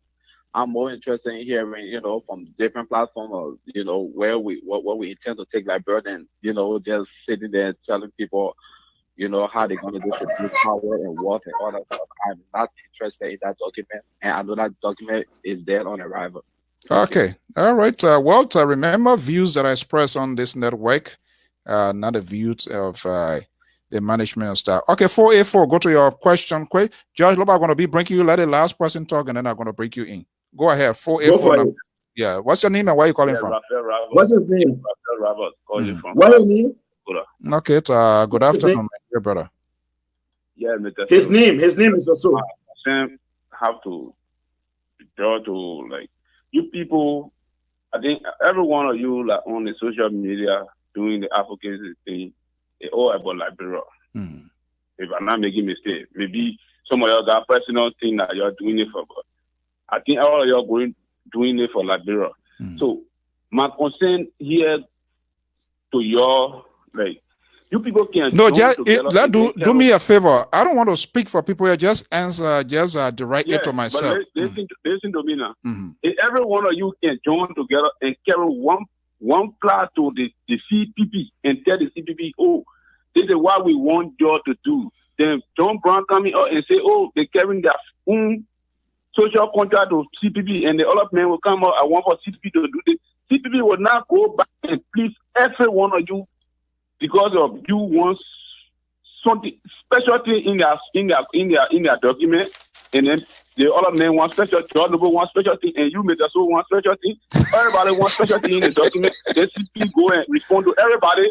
It will be like the CPP said not ready yet. So why you people can't just join together and get one document to CPP that we want you to respond to this? So everybody carrying different things to CPP. Then that means you're going to confuse the people. Okay. You're carrying one thing to the people, please. Are you carrying out? We all know. Are you part of the team? How Liberia looking? Yeah. So we all want the betterment of the country. So if you people really advocating for Liberia and the people in Liberia, I think you put your join together and you all want to work with the CPP. You all go to CPP and then you carry one thing to them, and then they address it.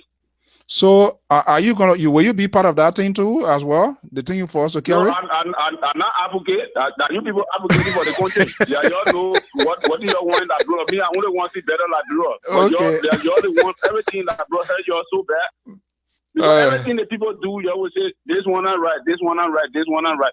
Something that brother hurt me, but if you all decide to be part of the opposition, you're good about the other first call and say, oh, I'm not part of them. You're waiting for 6 months. Tell your document to the people. Tell them what you want. Okay. All right. You join together and go to them. Okay. Thank you very much for your time. We always allow people to express their views and grievance here. Okay. It's George Lobo. George, are you there? So let me just address the last caller. Caller, you're right. Maybe he might not have put it in the way I would have, but I agree with him. I think if people have disagreements, those disagreements must be channeled through the proper means, which I welcome, and I'm glad that some of us can sit and have these conversations. He's absolutely correct. Let me get to my good friend and brother Jeremiah Carson. I know Jeremiah Carson. He comes from Nengbe in Ganta, outside of Ganta. Mr. So let me be very clear. I have nothing against Jeremiah Carson, so we are very good friends. If you say I haven't been speaking to him, then that means he hasn't called me and I refuse his call. That's not personal. I have nothing personal against him. But let's get to the issue. He talked about he wants to hear about development in Liberia. You know, Mr. So in reality, in Liberia, what is giving us hard time as a country is people calling and antagonizing others and want to hold people by standard they do not hold themselves by. This is a young man, this is a brother of mine who sings praises to George Weah almost 3 times a day. He does it in the morning for breakfast, does it for lunch and for dinner. This is a man who will come and talk about development. You know, sometimes I tend not to respond to everybody, but in reality, you got to be speaking based on what you stand for. You argue that George will bring development. I think what you should be doing, like I told him one time. I go to Minnesota, him and said, with me, we'll talk. I told him, when I meet you, you know, Mr. So, if you really love George and you support this government, I think when you engage us from the opposition, knowing that we are concerned about what your government doing, it should be your responsibility to begin to highlight the progress and achievement of your government. But the notion that you stand up and make excuses and want to leave a blanket, make a blanket statement, you want to hear about development, but the man you supported is the president now. What has he done for development? He has borrowed over 526 million. Tell us the development for 526 million. He has instituted wage harmonization. Tell the Liberian people how he has benefited the economy. But you come here and attack people from the opposition on the basis of sentiments and emotions. I can't respond to everything, but in reality, Mr. So, I want my brother Jeremiah Carson to understand. This is a government you praise every day, and I think it's about time when some of you people call this platform that Liberians must go back on your various Facebook pages and see the messages you guys propagate. So that way they'll be able to know if you really mean what you're talking about. President, we are as horrible of a president he has been, as terrible as a leader he has been. You sing praises to him every day. So I don't know what is your argument on the issue of development. Since George came to power, name of some of his major accomplishments as a president. George Weah told us it was going to cost $2 million to build a military hospital. It's been over 2 years. It's not completed yet. What do you want us to talk about? All you do is take pictures of completed UP projects and you post it and say development is coming to Liberia. That's not development. We are not fools, my dear brother. We know the facts. You know, the other day, let me tell you something, Mr. So. Just the other day, I had another civilian post a picture of the Saydee Road. You know, the Banga Menekoma Road project was done. It's been done in phases. Right. So he posted and said, UP government, CDC government. And when he did, Mr. So, as God would have it, for me, I don't deal in speculations and blah, blah, blah. I just went for the facts and presented it for him. And I told him that the groundbreaking ceremony took place in November of 2017. If you remember when Ellen and George Weah was in Banga with a shovel, that was the groundbreaking ceremony. So, my dear brother, don't mislead our people. What Jeremiah Carson get mad about some of us in the opposition is that his argument have always been, we're not giving George Weah a chance. And I'm telling you, Mr. So, it took Thomas Sankara 4 years to make Burkina Faso full self-sufficient. All right? It took Thomas Sankara in less than 4 years to cut wasteful spending. George Weah is approaching 3 years. What have George Weah done? Only increase our problem, worsen our situation, disgrace our country, tarnish our reputation. The government is the most notorious corrupt government. Let me say this, Mr. So. In as much as President Doe government was corrupt, yeah, can you believe, Mr. So?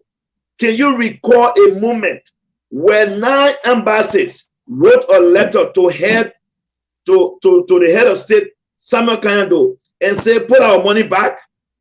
Do you recall a moment where the United Nations wrote Samuel Doe and say, my man, we gave you money for a project, please account for our money? It has happened on a George. We have letters from cell phone company. You know, so we're not here to go back and forth on these issues. People, I want Liberian, when you come to speak to the issue, bring some facts to this table. So I want to say that and just proceed from this point. So let me take the next caller. Yeah, let's get the next caller. Caller, good afternoon. What's your name and where are you calling from? Randall, I'm calling from. Hello? Yeah, we're hearing you. What's your name and where are you calling from? Randall, calling from Des Moines. Des Moines, how is Des Moines doing this? Let's be a little bit friendly here. How Des Moines is doing this morning? Is that Randall DeBayo? Pretty good. Okay, good. Thank you and welcome. You are on LPR. So hold on. Ask me, is that Randall DeBayo? Okay, Judge Lobo, hold on. Listen to the caller and then I will bring you in. So I want to welcome Mr. Atota Dweji from inside Liberia. Okay, go ahead, caller. I think it's time that we can't be discussing national agenda. What do I mean by us discussing national agenda? Is basically Liberians coming together and having a say in their own daily policies or their own development. Because now we're trusting the CPP. The CPP is going to come out with their own agenda. Let's put it this way. Everybody against George Weah building roads. So what about the CPP come on and say, okay, Liberia need tall buildings in Monrovia, and they start building skyscrapers? Is this something that Liberians want? So I think it's about time that we come on the table, have a national agenda, and have a discussion. Okay, we want implementation within the first 90 days. We want implementation within the first 100 days. We want implementation in the first 12 months. Like that, we can hold the government accountable and know that, okay, this is what Liberian requested for. We are not implementing it. But we having people coming to power with their own suggestion, whatever way that they think that it should be okay. That's how they're running the country. And it's the same thing now that we are seeing. I support the CPP 100%, but it's the same trend that we are going on. So I think the discussion needs to be switched and go back on the table. Okay, Liberia at this crossroad, what do we do? Like Ellen Hader, for me, I think she was an instrument to keep the peace. So who should set that? Who should set that tone in terms of Liberia? What should we do? Who should set that tone? We Liberians. I think the conversation. No, there must be a facilitator. There must be all of us can go. There must be a facilitator. These are people that are holding off for state power. They are the one kept corrupting or being so dishonest to their country, and we need to hold them of their words. So who should serve as a facilitator? So you are basically telling the criminals to go ahead and design their own strategies how they're going to break into the house. That's not no, but those people coming with their own agenda. Those people coming with their own perspective. So if you telling them, they basically they are giving you what they can offer you now. Okay, that's what they're giving us. So because if this framework was based on the contribution or based on the expectation of the Liberians, I think it should be talking about the development, the progress, and how they're basically going to tackle the economy. Okay. But from everything that we are seeing, is like everybody would say, George Lobo can go ahead and try to modify this, but if your concern is not being implemented on day one, then basically I'm telling you, your me aim or whatever that you want, that's what you're putting on the table for us to see. So I think they have to go back. Are we focusing on electricity with the next government? What do we want to see? What do we want them to achieve? Okay. How can they go ahead and implement it? I think those are the discussion that we need to put forward, and we need to come together, and we need to start ringing this bell early now. Okay. Obviously, George has already done. All right. Thank you so much. Okay, folks. Thank you so much. George Lobo, hold on. Let's go to our correspondence based in the city of San Nicolas. We'll soon be wrapping up. Let me just get a report from Nima County data and see what's happening. Daniel Gattel, are you there? Okay. Yes, I'm getting you. Thanks for connecting me. Yes, I'm getting you. Okay, good. Good evening. How is the Nima Sanikwele doing today? Well, thank you so much for connecting us. Sanikwele is good. Nima County is relatively kind. We tell God, thank you so much.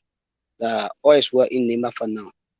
Okay. What's the latest information that there has been the change in the state of emergency by the government of Liberia? What is the reception that so far by Nimayans and people within Nima County?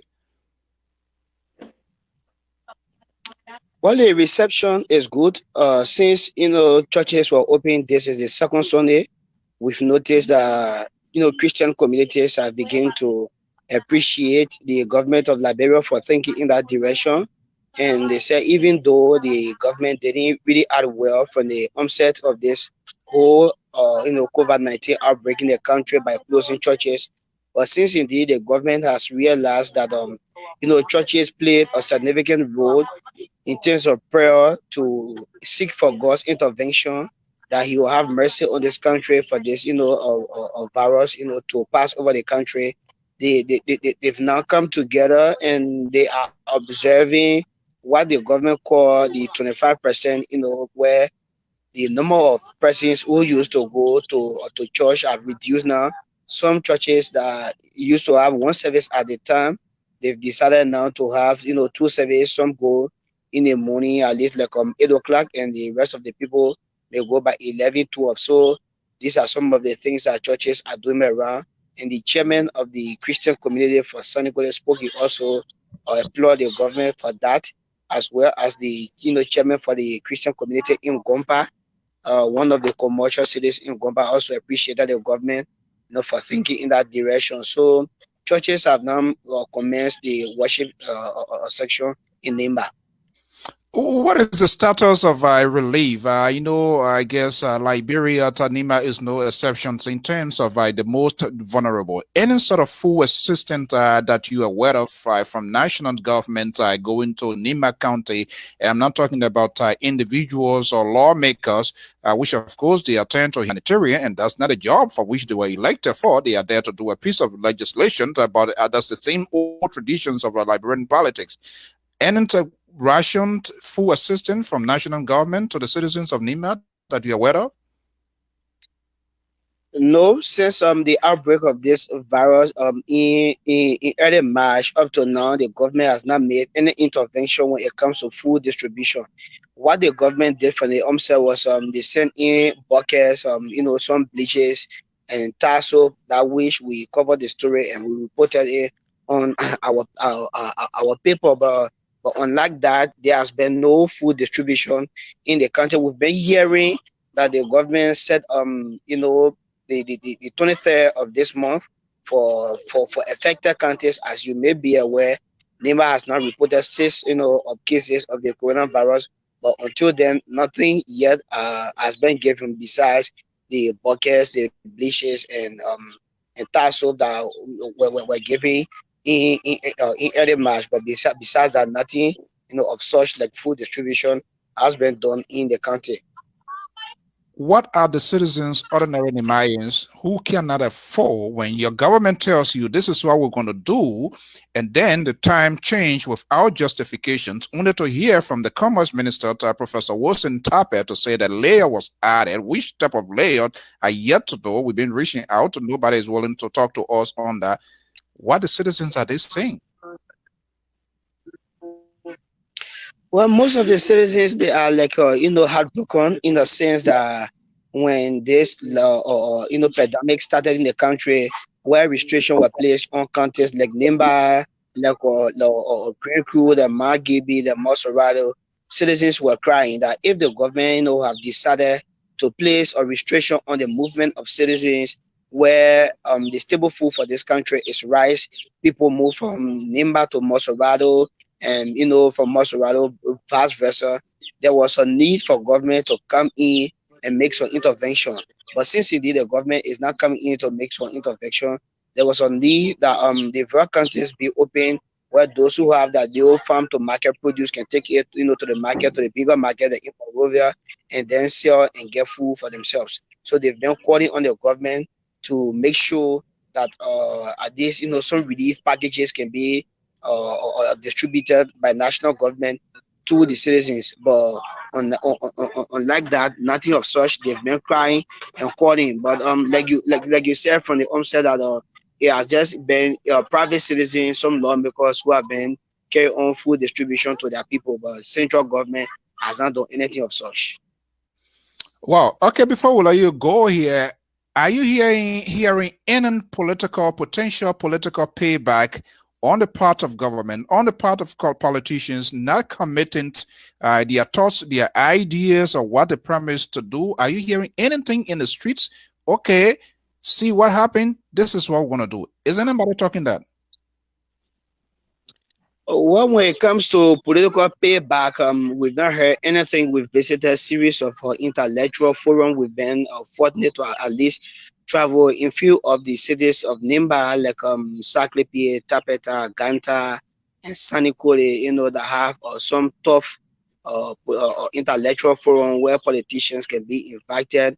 But what we've been hearing from the citizens of these cities is that since the George Weah government was elected, the government has turned her back on the people of Nimba. They are not really seeing anything, from the government. Could you imagine? We were made to know that from the early administration up to now, the government of Liberia is owing Nima people a little over $4 million, and nothing of such, is coming. So the people, some of them, are feeling frustrated. And of recent again, there was some talks in the quarter that the Senator Prince Yomi Johnson, he said that because he was the one who really brought at the time the coalition, killing the now President George Weah to Nimba, and said he was a son of Nimba and cautioned the people of Nimba to vote him. but we don't know from what background he was saying this, that he brought Joshua to the people of Liberia for them to learn census. But we are yet to contact the senator for himself to really make clarity as to some of the insinuation that has been going in the quarter, that he said that he brought Joshua to the people of Nema and Liberia, for them to learn or their census. But like I said, we are yet to get to him for him to make real clarity as to the statement that have been in some quarters of the country. Okay, yeah, and we try reaching him.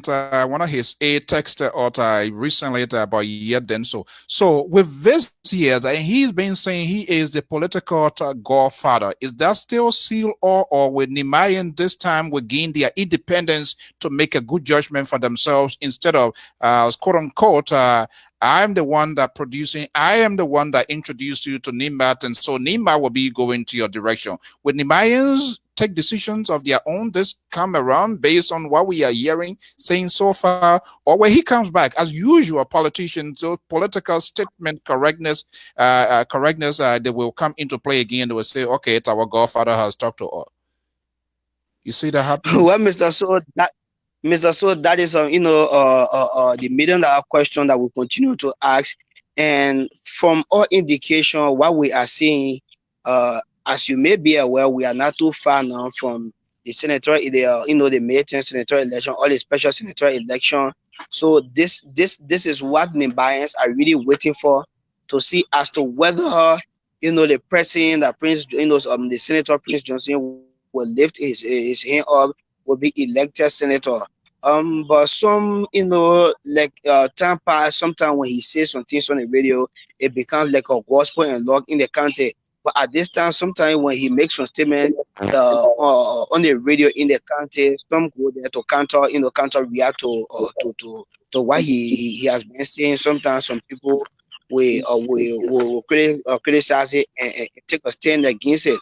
But again, we are yet to see, because to speak for the mass of people, more especially when they are pushing a ballot box, is difficult. Okay, well, does our man based in the beautiful city of San Equality, Nima County, Daniel Gatet, is a national correspondent of the Liberia Public Radio, also there working for a local radio station. Daniel, thank you so much for that beautiful reporting from time to time. We're going to do this and bring it to you live before your very eyes. Thank you, and have a beautiful, beautiful Sunday. It's a pleasure, and I wish you the team. Thank you so much for a job well done too in the diaspora. Thank you so much. Okay. All right. Josh Lobo. Yeah. Mr. Lobo, are you there? Yeah. I'm listening to you. Okay. Gosport lockdown. It's quite fascinating to see what is happening. This is a live guy reporting from Nimat. What Nehemiah some is hard. There's no statistical number for us to judge on, but it seems that come this 2023 or 2023, it's going to be a tough one. What you make of that, and then you can respond to this, and then you wrap up. I guess time is pressing against you as well, and we will soon be wrapping up. Yeah. Mr. So, you see, not just for talking, but I'm a member of the Sons and Daughters of Ben. Basically, it's a group established for all the young people in Ganta. As you can see, all of us, we do have chats, all of us, Sons and Daughters of Ganta, basically. I intend to be very engaged. Corona really held me back, but my goal was to have been in Liberia by this time for at least a month. And these are the conversations I intend to have with my young people nowadays.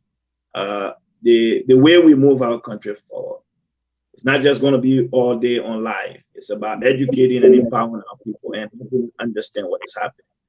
I've been very, very clear that Senator Prince Johnson remains a problem for Nima County. Senator Prince Johnson have overstayed. The Liberians have rewarded him. And I think it's about time that the county turns away and move forward to something different. It is disheartening that Senator Prince Johnson, who we know have been part of every kind of negotiations in the county, being involved with the county development funds and being involved with the social corporate responsibility component from myself, mentor. We know all those things. And I can assure you, Mr. So, that is a conversation I'm going to have with my young. Mr. So, just for the record, I grew up in Nima. I grew up in Ganta. Most of the young people in Ganta today, yeah, Most of the young people in Ghana today and myself were friends, including the man who owned one of the largest entertainment center, Alfonso Gledo and myself. We play cards together. So I know almost everybody in Ghana. Everybody. I grew up in Batuquata. So we'll get there when the time comes for the campaign. And this time around, I think Prince Johnson have not really been challenged in that county to the point where the people will understand. What has happened, like the reporter said. Why is it not challenged? What's responsible for that? Because in the past, I think many of the people, Mr. So like for a guy like me, right? Going after you, I have nothing to lose. I'm not seeking elections. I'm not seeking a position. I don't want a job. I'm doing it for them. That's the difference. He has not been challenged. He has been challenged by those who seek his job. When he's been challenged by someone who helped in the county, who come from the county and identify him as a problem, it's a different ball game. And that is what we intend to test this time around. I speak to young people from the county across the country that are prepared to join that movement against him, and will be prepared when the time comes. Is there any fear?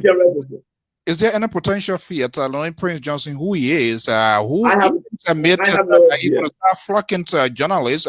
Would there be any fear to stay in a crowd? I have no fear. Let me say this, Mr. So. I have no fear for what I want to do. I think you should know me. And I can assure you, when the time comes, I will be in Nimba. Mr. So, there are certain things you keep up there. I just want to make sure I can get will you call him out by his name? Why not? He's a senator of the county, right? I grew up in the county according to the Constitution of the Republic of Liberia. I have the right to contest in Nimba County if I wanted to ever contest in Nimba. I have the constitutional right to do so. That's why I always say I'm strategically positioned in Liberia. I have the constitutional right to contest in Monserrato if I want to. That's the right. That's the law. It's not means making it up. So in Nimba, I own that same right in Nimba, and I grew up there. But Mr. So let's forget about what we've done there, because when the time comes, we'll make that case. But let me speak to something the reporter spoke about. Yeah. Stop winning campaign. The reporter spoke about the food issue and talk about people going to the bigger markets and bringing rice. But you see, some of us, when this thing started, Mr. So, the Liberian government had 2 months to prepare itself. This is why some of us were saying the government had tools to our disposal. We expected the government to use those tools. Unfortunately, the Liberian government failed. And my brothers and sisters in Nimba following the show, you need to understand. The people must not be making decisions for you. Nowadays, it is you and your children that have been indoors hungry. While your senators have been merrymaking, it is your own future. You people need to make the necessary changes and vote for who will be able to lead the county. Prince Johnson is a problem and he has to go. That's just my take on it. Okay, well, Josh Lobot, we have had an extensive time here. Let me see what this caller. I don't want you to leave before, and that's the last person, and then you can make your closing remark. Caller, are you there? Okay. Yeah. Hello. Yeah. What's your name and where are you calling from? Yeah, this is Terry calling from Minnesota. All right, Terry. Good afternoon. How are you? I'm good, sir. How are you? Good. Good to have you here. All right. I guess you've been listening extensively. And what's on your mind? Yeah, I think what is on my mind has to do with the PPP as we look at them to be the now emerging political party that seems to be the last hope for the Liberian people. But I think that there are a lot of things that still need to be done with that particular group. And such as what? Such many things like example. I think in my mind. Example, the rough talking, the confusion, the not being able to hold together, and all of those things. Like okay. For example, for example, Josh Lobo. All right. These guys they're not able to take criticism as leadership. Okay, so a caller from Belgium. Hold on. Yeah, okay. Yeah, go ahead. Quickly, Terry, before I bring in the Belgian caller. I think Lobo wants to leave. Mr. So. Yeah, so these guys, I need to wrap it up. They are not able to take criticism, all right? And that plays a major role. What I want to say is that I think in my mind that it's people, is these are weak out some members before they can move forward to emerge victorious. Least this particular party emerge to power, there will be chaos, and we think that we are talking about the lesser evil. I don't think we want a lesser evil. We don't want evil at all. So we shouldn't be talking about going for the lesser evil and all that. We should be talking about emancipating us from evil. All right. You understand? So I think that they should be they need to weed out. There are some people in the group that need to be weed out before they can emerge victorious. Wow. Okay. Well, at some point in time, we'll get to know those people if they ever exist on planet Earth. Thank you. Let me bring in this Belgian caller here quick yet. Are you there, caller from Belgium? Yeah, Mr. So, I'm here. Good evening. Yeah, go. I'm calling from Belgium. My name is Wiki. Yeah, go ahead quickly. This fellow that just spoke about Prince Johnson, I will tell him say that I was in Liberia last year, July, and I visited Nima County. I was able to visit the Colombian Grand Bazaar. So let me tell you that most people just speak Prince Johnson. Prince Johnson is not the only person from Nima County. Prince Johnson is doing extremely well. And I can tell you also, Prince Johnson is one of the best. Nima County is one of the best counties in Liberia now in terms of development. Something that most counties in Liberia cannot even talk about. Okay. The enter Grand Bazaar today. Grand Bazaar is still living the life of 1970s. If you enter Bombay today, Bombay is still living the life of the 70s. So you can't just come and talk about Prince Johnson. If we have a lot of development, I'm from Nima County. This guy from Ganta, he says from Ganta. If you know Ganta, then you know the town called Zole. I live in Zole. From Zole, I went in. I lived in a. So this, I lived in Nima County for a very long time. Yeah. So you cannot just come here and say Prince Johnson is the problem. Prince Johnson, one man cannot be the problem in Nima. There are other people who try to bring division in Nima County. These are some of the people that like this man talking today. Okay. Even if you go to Nima County, there's no anybody who really listening to you because most of you sitting in America, you have no clue of what happened in Nima. Tell me, when last you ever visited Nima County? Most of you just sit there and come on Facebook and just talk. If you watch Nima County compared to other counties in Liberia today, Nima County is one of the best counties in everything. In terms of food, Nibayan are feeding themselves. Agriculture, we have one of the best agriculture in Liberia today. So you strongly believe those are the leadership of the work of Prince Johnson, correct? Senator Johnson with order. Is doing extremely well. He deserves. Prince Johnson is doing extremely well, but you also have to understand that Nima County we are big. Nima County is big. One person cannot do all. So when he's seeking for re-election, for example, will you support his candidacy? Yeah, sure, I will.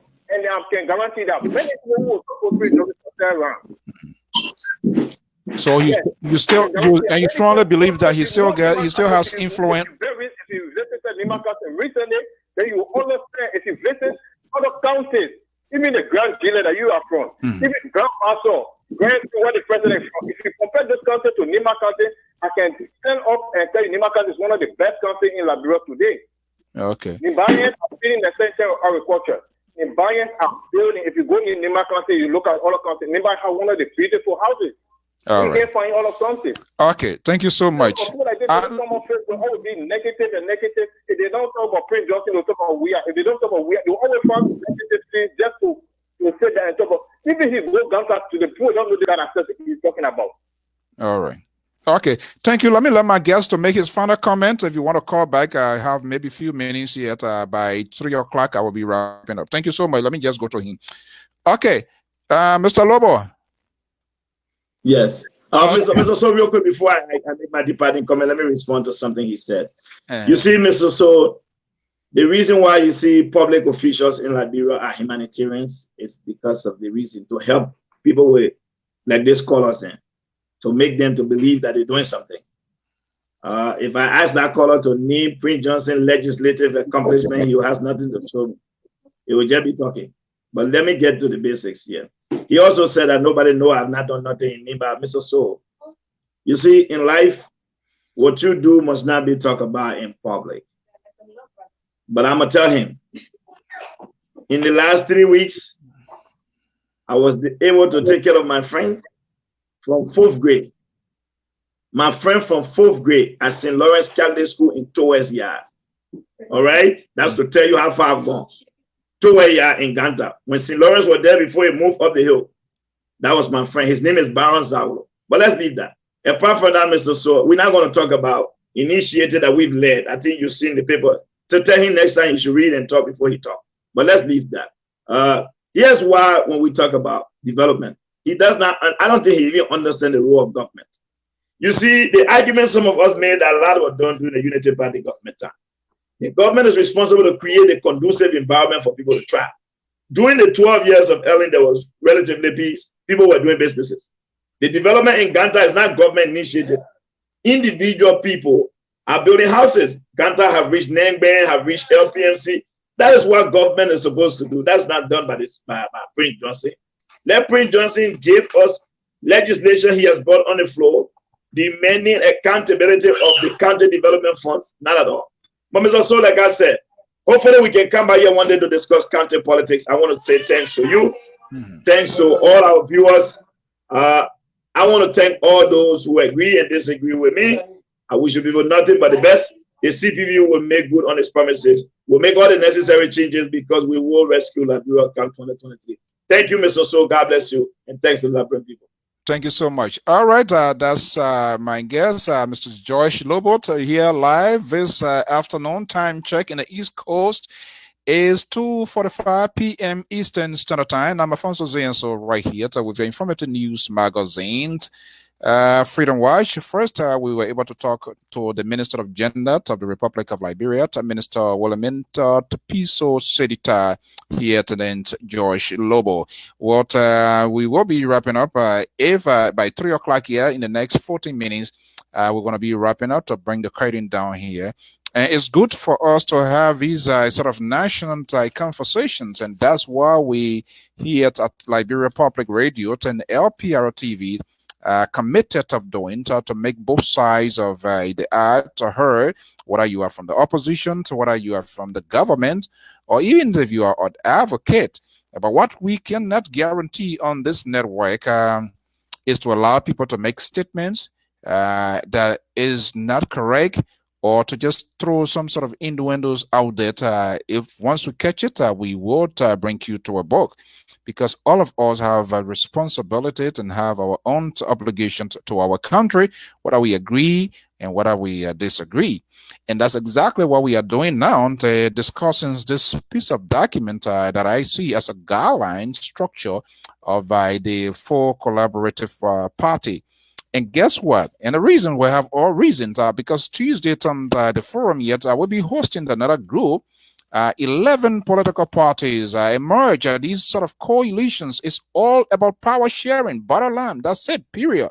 It's all about power sharing. And in order to get that done, they are trying to solidify their position to gain state power. And then they will begin to rations and proportion ministries, agencies of governments, state resources as to how they can do it. And that's what CDC did. They formed a coalition. So nothing wrong with that. Our concern for them, for a political institutions that is striving for the quest of a good governance, to insert some words, and I read, then of course I need to have a further interpretation of what they are saying. So it's no different from what CDC did, even though there was nothing put over, we accepted it. But then they came in, President, Vice President Joy Howard Taylor began to say, you either part of us, if you're not with us, you will either be enemy of the state, if you know what, you're not going to get a job. Now, the opposition, who's supposed to be doing it differently, has come to validate or try to more or less document the talking points of CDC to say, okay, you have to be a member of our institutions. You have to be an active member. So then where is this inclusions of finding competent people that we all are frowning on the ruling party now? Where is it coming from? There's some sort of disingenuous attitude on the part of these people that crafted this document here. And when you go back to Article 1.5, core values of the alliance. So this almost look like going back into the days of PRC, and putting down Decree 88A. It's almost like this. Do I have to seek, do I have to be a member of his opposition? Do I have to be active? And what is the intensity of being the active person? Yet they are still saying that the president, by the virtue of the constitution, the president has the right, which is correct. But I guess it's almost going back in the days of the Gula, where you have to have certain people to agree. And this is what we are trying to avoid. We do not want to be like Nathaniel McGee or Jefferson Tambakoji or certain people within the hierarchy to say, yes, this is what we want. And because we want this, the president will agree with it. Then they just defeat the purpose, because it came down here to one of the core values of the alliance. It said to talk about equality, transparency, accountability, integrity, inclusiveness. To me, this inclusiveness here is just on the philosophical aspects of this document, but they are telling us different things. So we have to fast check, and we need to talk about these issues here. And I know people will find it very uncomfortable, because that's this concept and that's the behaviors of the Liberian people. As long as suit their political taste or it pivots in their directions with the hope to get a political reward in the long term, or short term, but because they are not talking about long term in terms of the survival of the country, that's not what they are talking about. They are talking about the job they're going to be getting. Yes, there are 4 political institutions putting together. Think about it.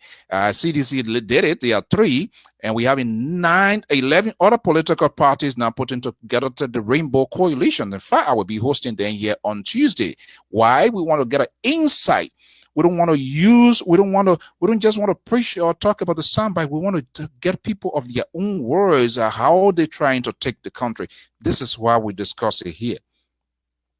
And so when I see this, it's simply telling me that, oh, wait a minute. If these people become, they take state power, to anybody can be chief of staff of the armed forces of Liberia, who doesn't even have the prerequisite, but because of his commitment, his activeness of member of that institution, I'm not sure whether they are paying due.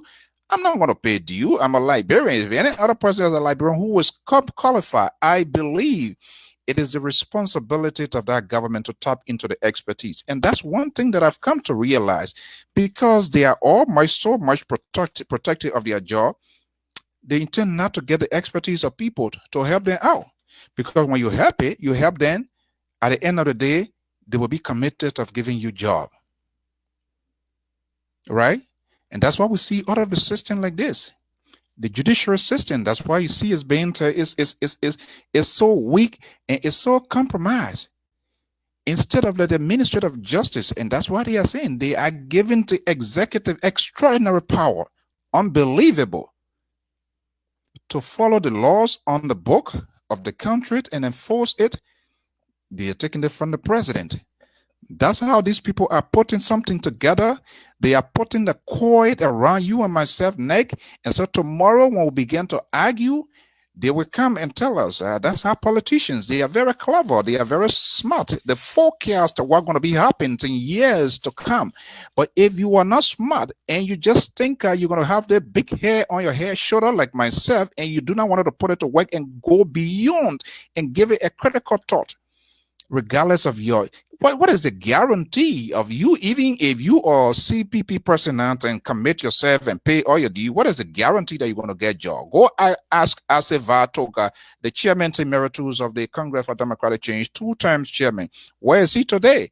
He was on this network. He defended the agenda of the CDC-led government consistently, repeatedly.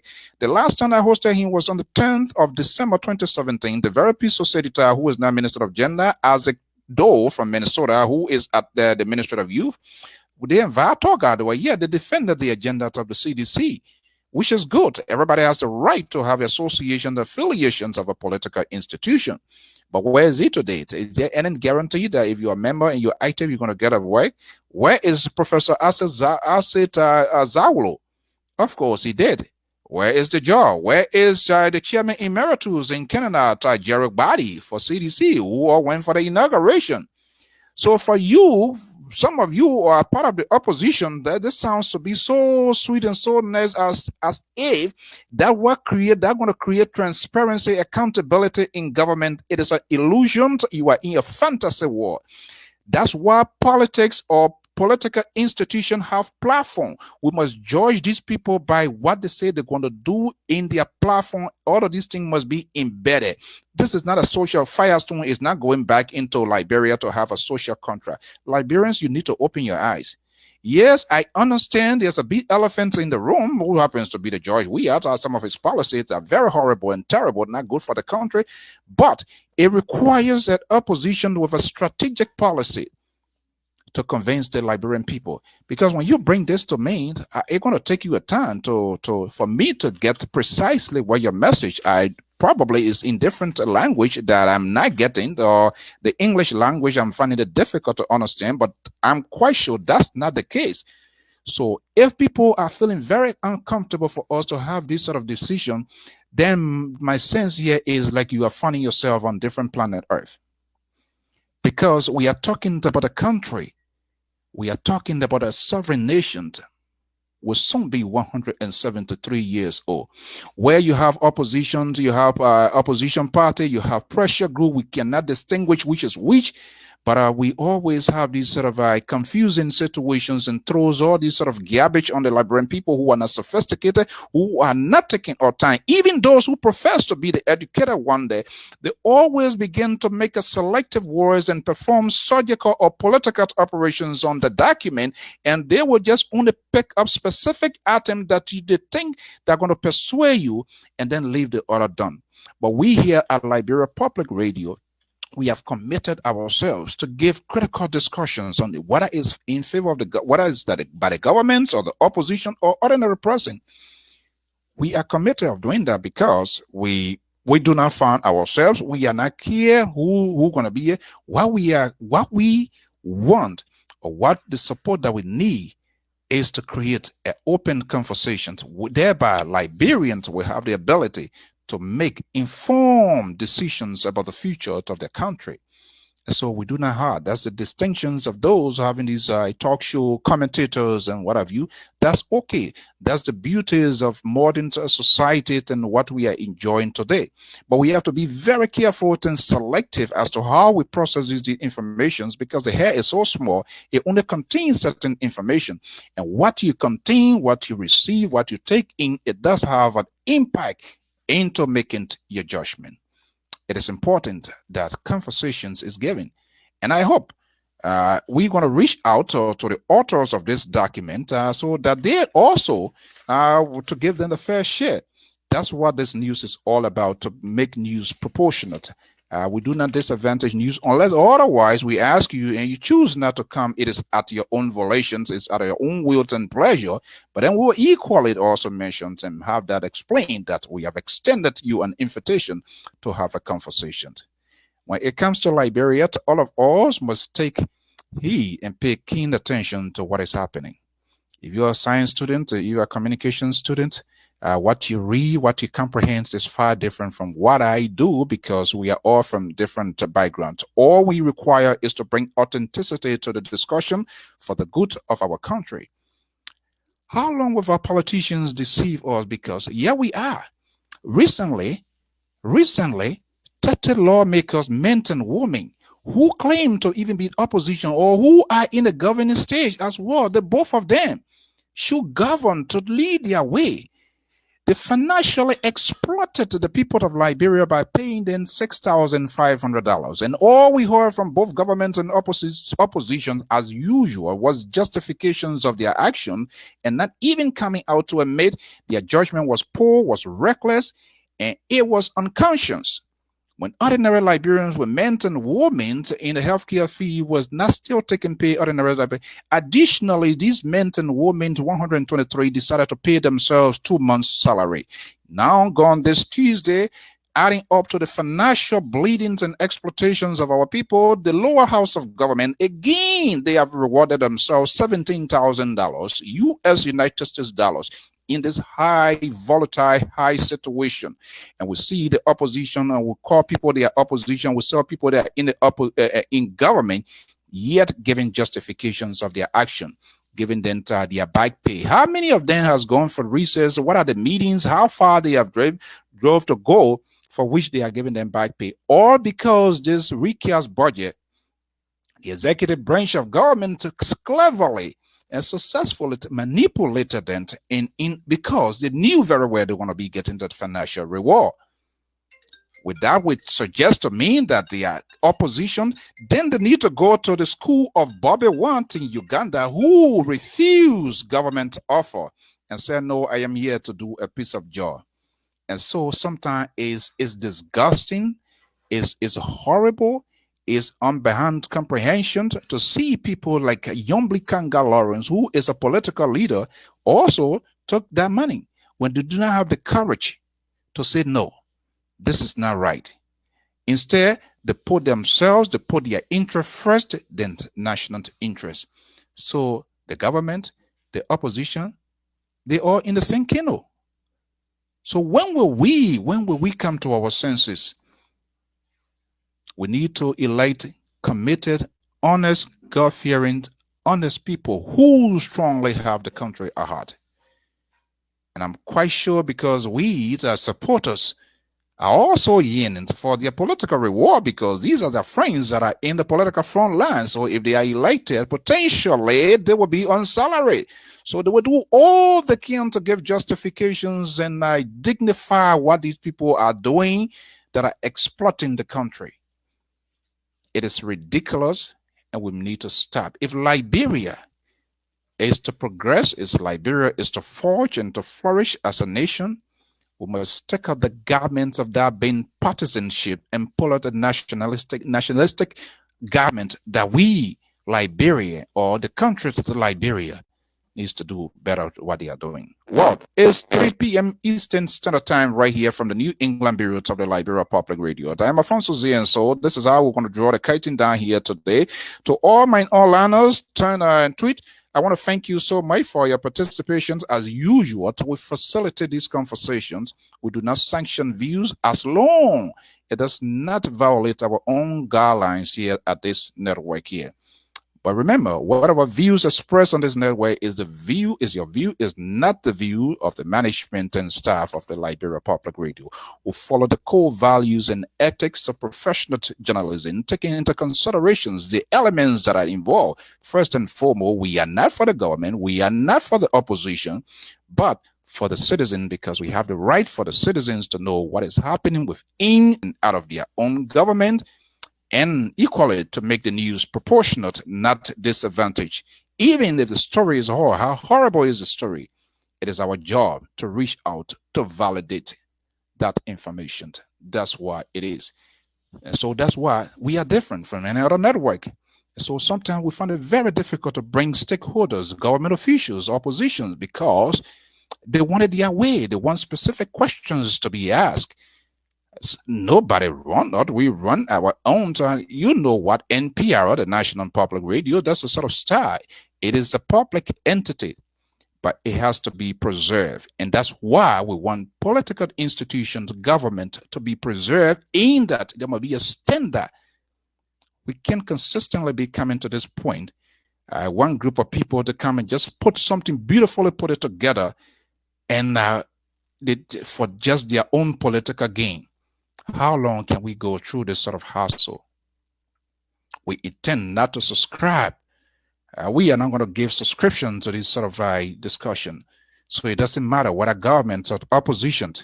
Everybody must go on the radar, making sure Liberians given a clear-cut and precise idea to be able to make decisions. Because whatever decision that we have made today, it's going to come a long way. Because I've never seen any government official, be it oppositions or in government for that matter, whether in the lower, whether in one of the branches of government, ever to resign because of financial malpractices. They will always give justifications, as they always do. And we are frowning on that. So if this collaborative parties or group calling themselves, I'm waiting and anxious to see the 11 political institutions. Some of them were part of the political party. Now they are forming their own alliance, the rainbow. Who knows before the elections, a sunshine committee is going to come in place. So you always see the growth of political institutions all about grabbing state power, because we have come to realize a country with less than 5 million people, you have to consolidate, you have to solidify your position, which is a good thing to do. But what we are saying, the authenticity that it should bring to the table is what we are considering. But as far as I'm concerned, from the surface of this document here, it's a guideline, and some of the things that they are inserted into this document. You must be registered, you must be a member, you must do this, you must do that. With all of those conditions, Clark, is no different than what the CDC did at all, except they decided to document theirs to make it like a legal binding. So tomorrow, if they succeed, you will not be caught surprised. You will not be, it won't be surprising to you. They will tell you, say, we send it, we told you this is what we're going to do. And that would be a good justification. And I'm not seeing it as a good thing, God. There's a need that it needs to be modified, because all Liberians, competent Liberians, must be inclusive. You can tell us that, yeah, it will be inclusive, and then on the other side of there, you create a phrase or you create something there to say, no, I got to be part of something. Then we are not seeing Liberian villains. It's all about holding state power as usual. Thank you so much for being part of this program. We'll always be here, and that's who we are. That's what we represent. Necessarily, you will not hear what you intend to hear. We will tell you it as it is. It does not suggest that we are perfect, we know it all, or we are 100%. But we go behind the scenes and talk on some of these critical issues that other people do not have the guts to talk about. Because why? Liberia must be first. I'm Alfonso Ziensot of the Liberia Public Radio and LPR TV. Thank you so much for being part of this program. And by God's willing, same time, same station, we will be right back. Thank you so much. Have a pleasant Sunday. And please remember, the COVID-19 is still real. And our folks, you in Liberia, wherever you are, let's take all precautionary measures to make sure that our family are safe, because the life you save could be yours or that of a friend. Have a pleasant Sunday. Bye-bye.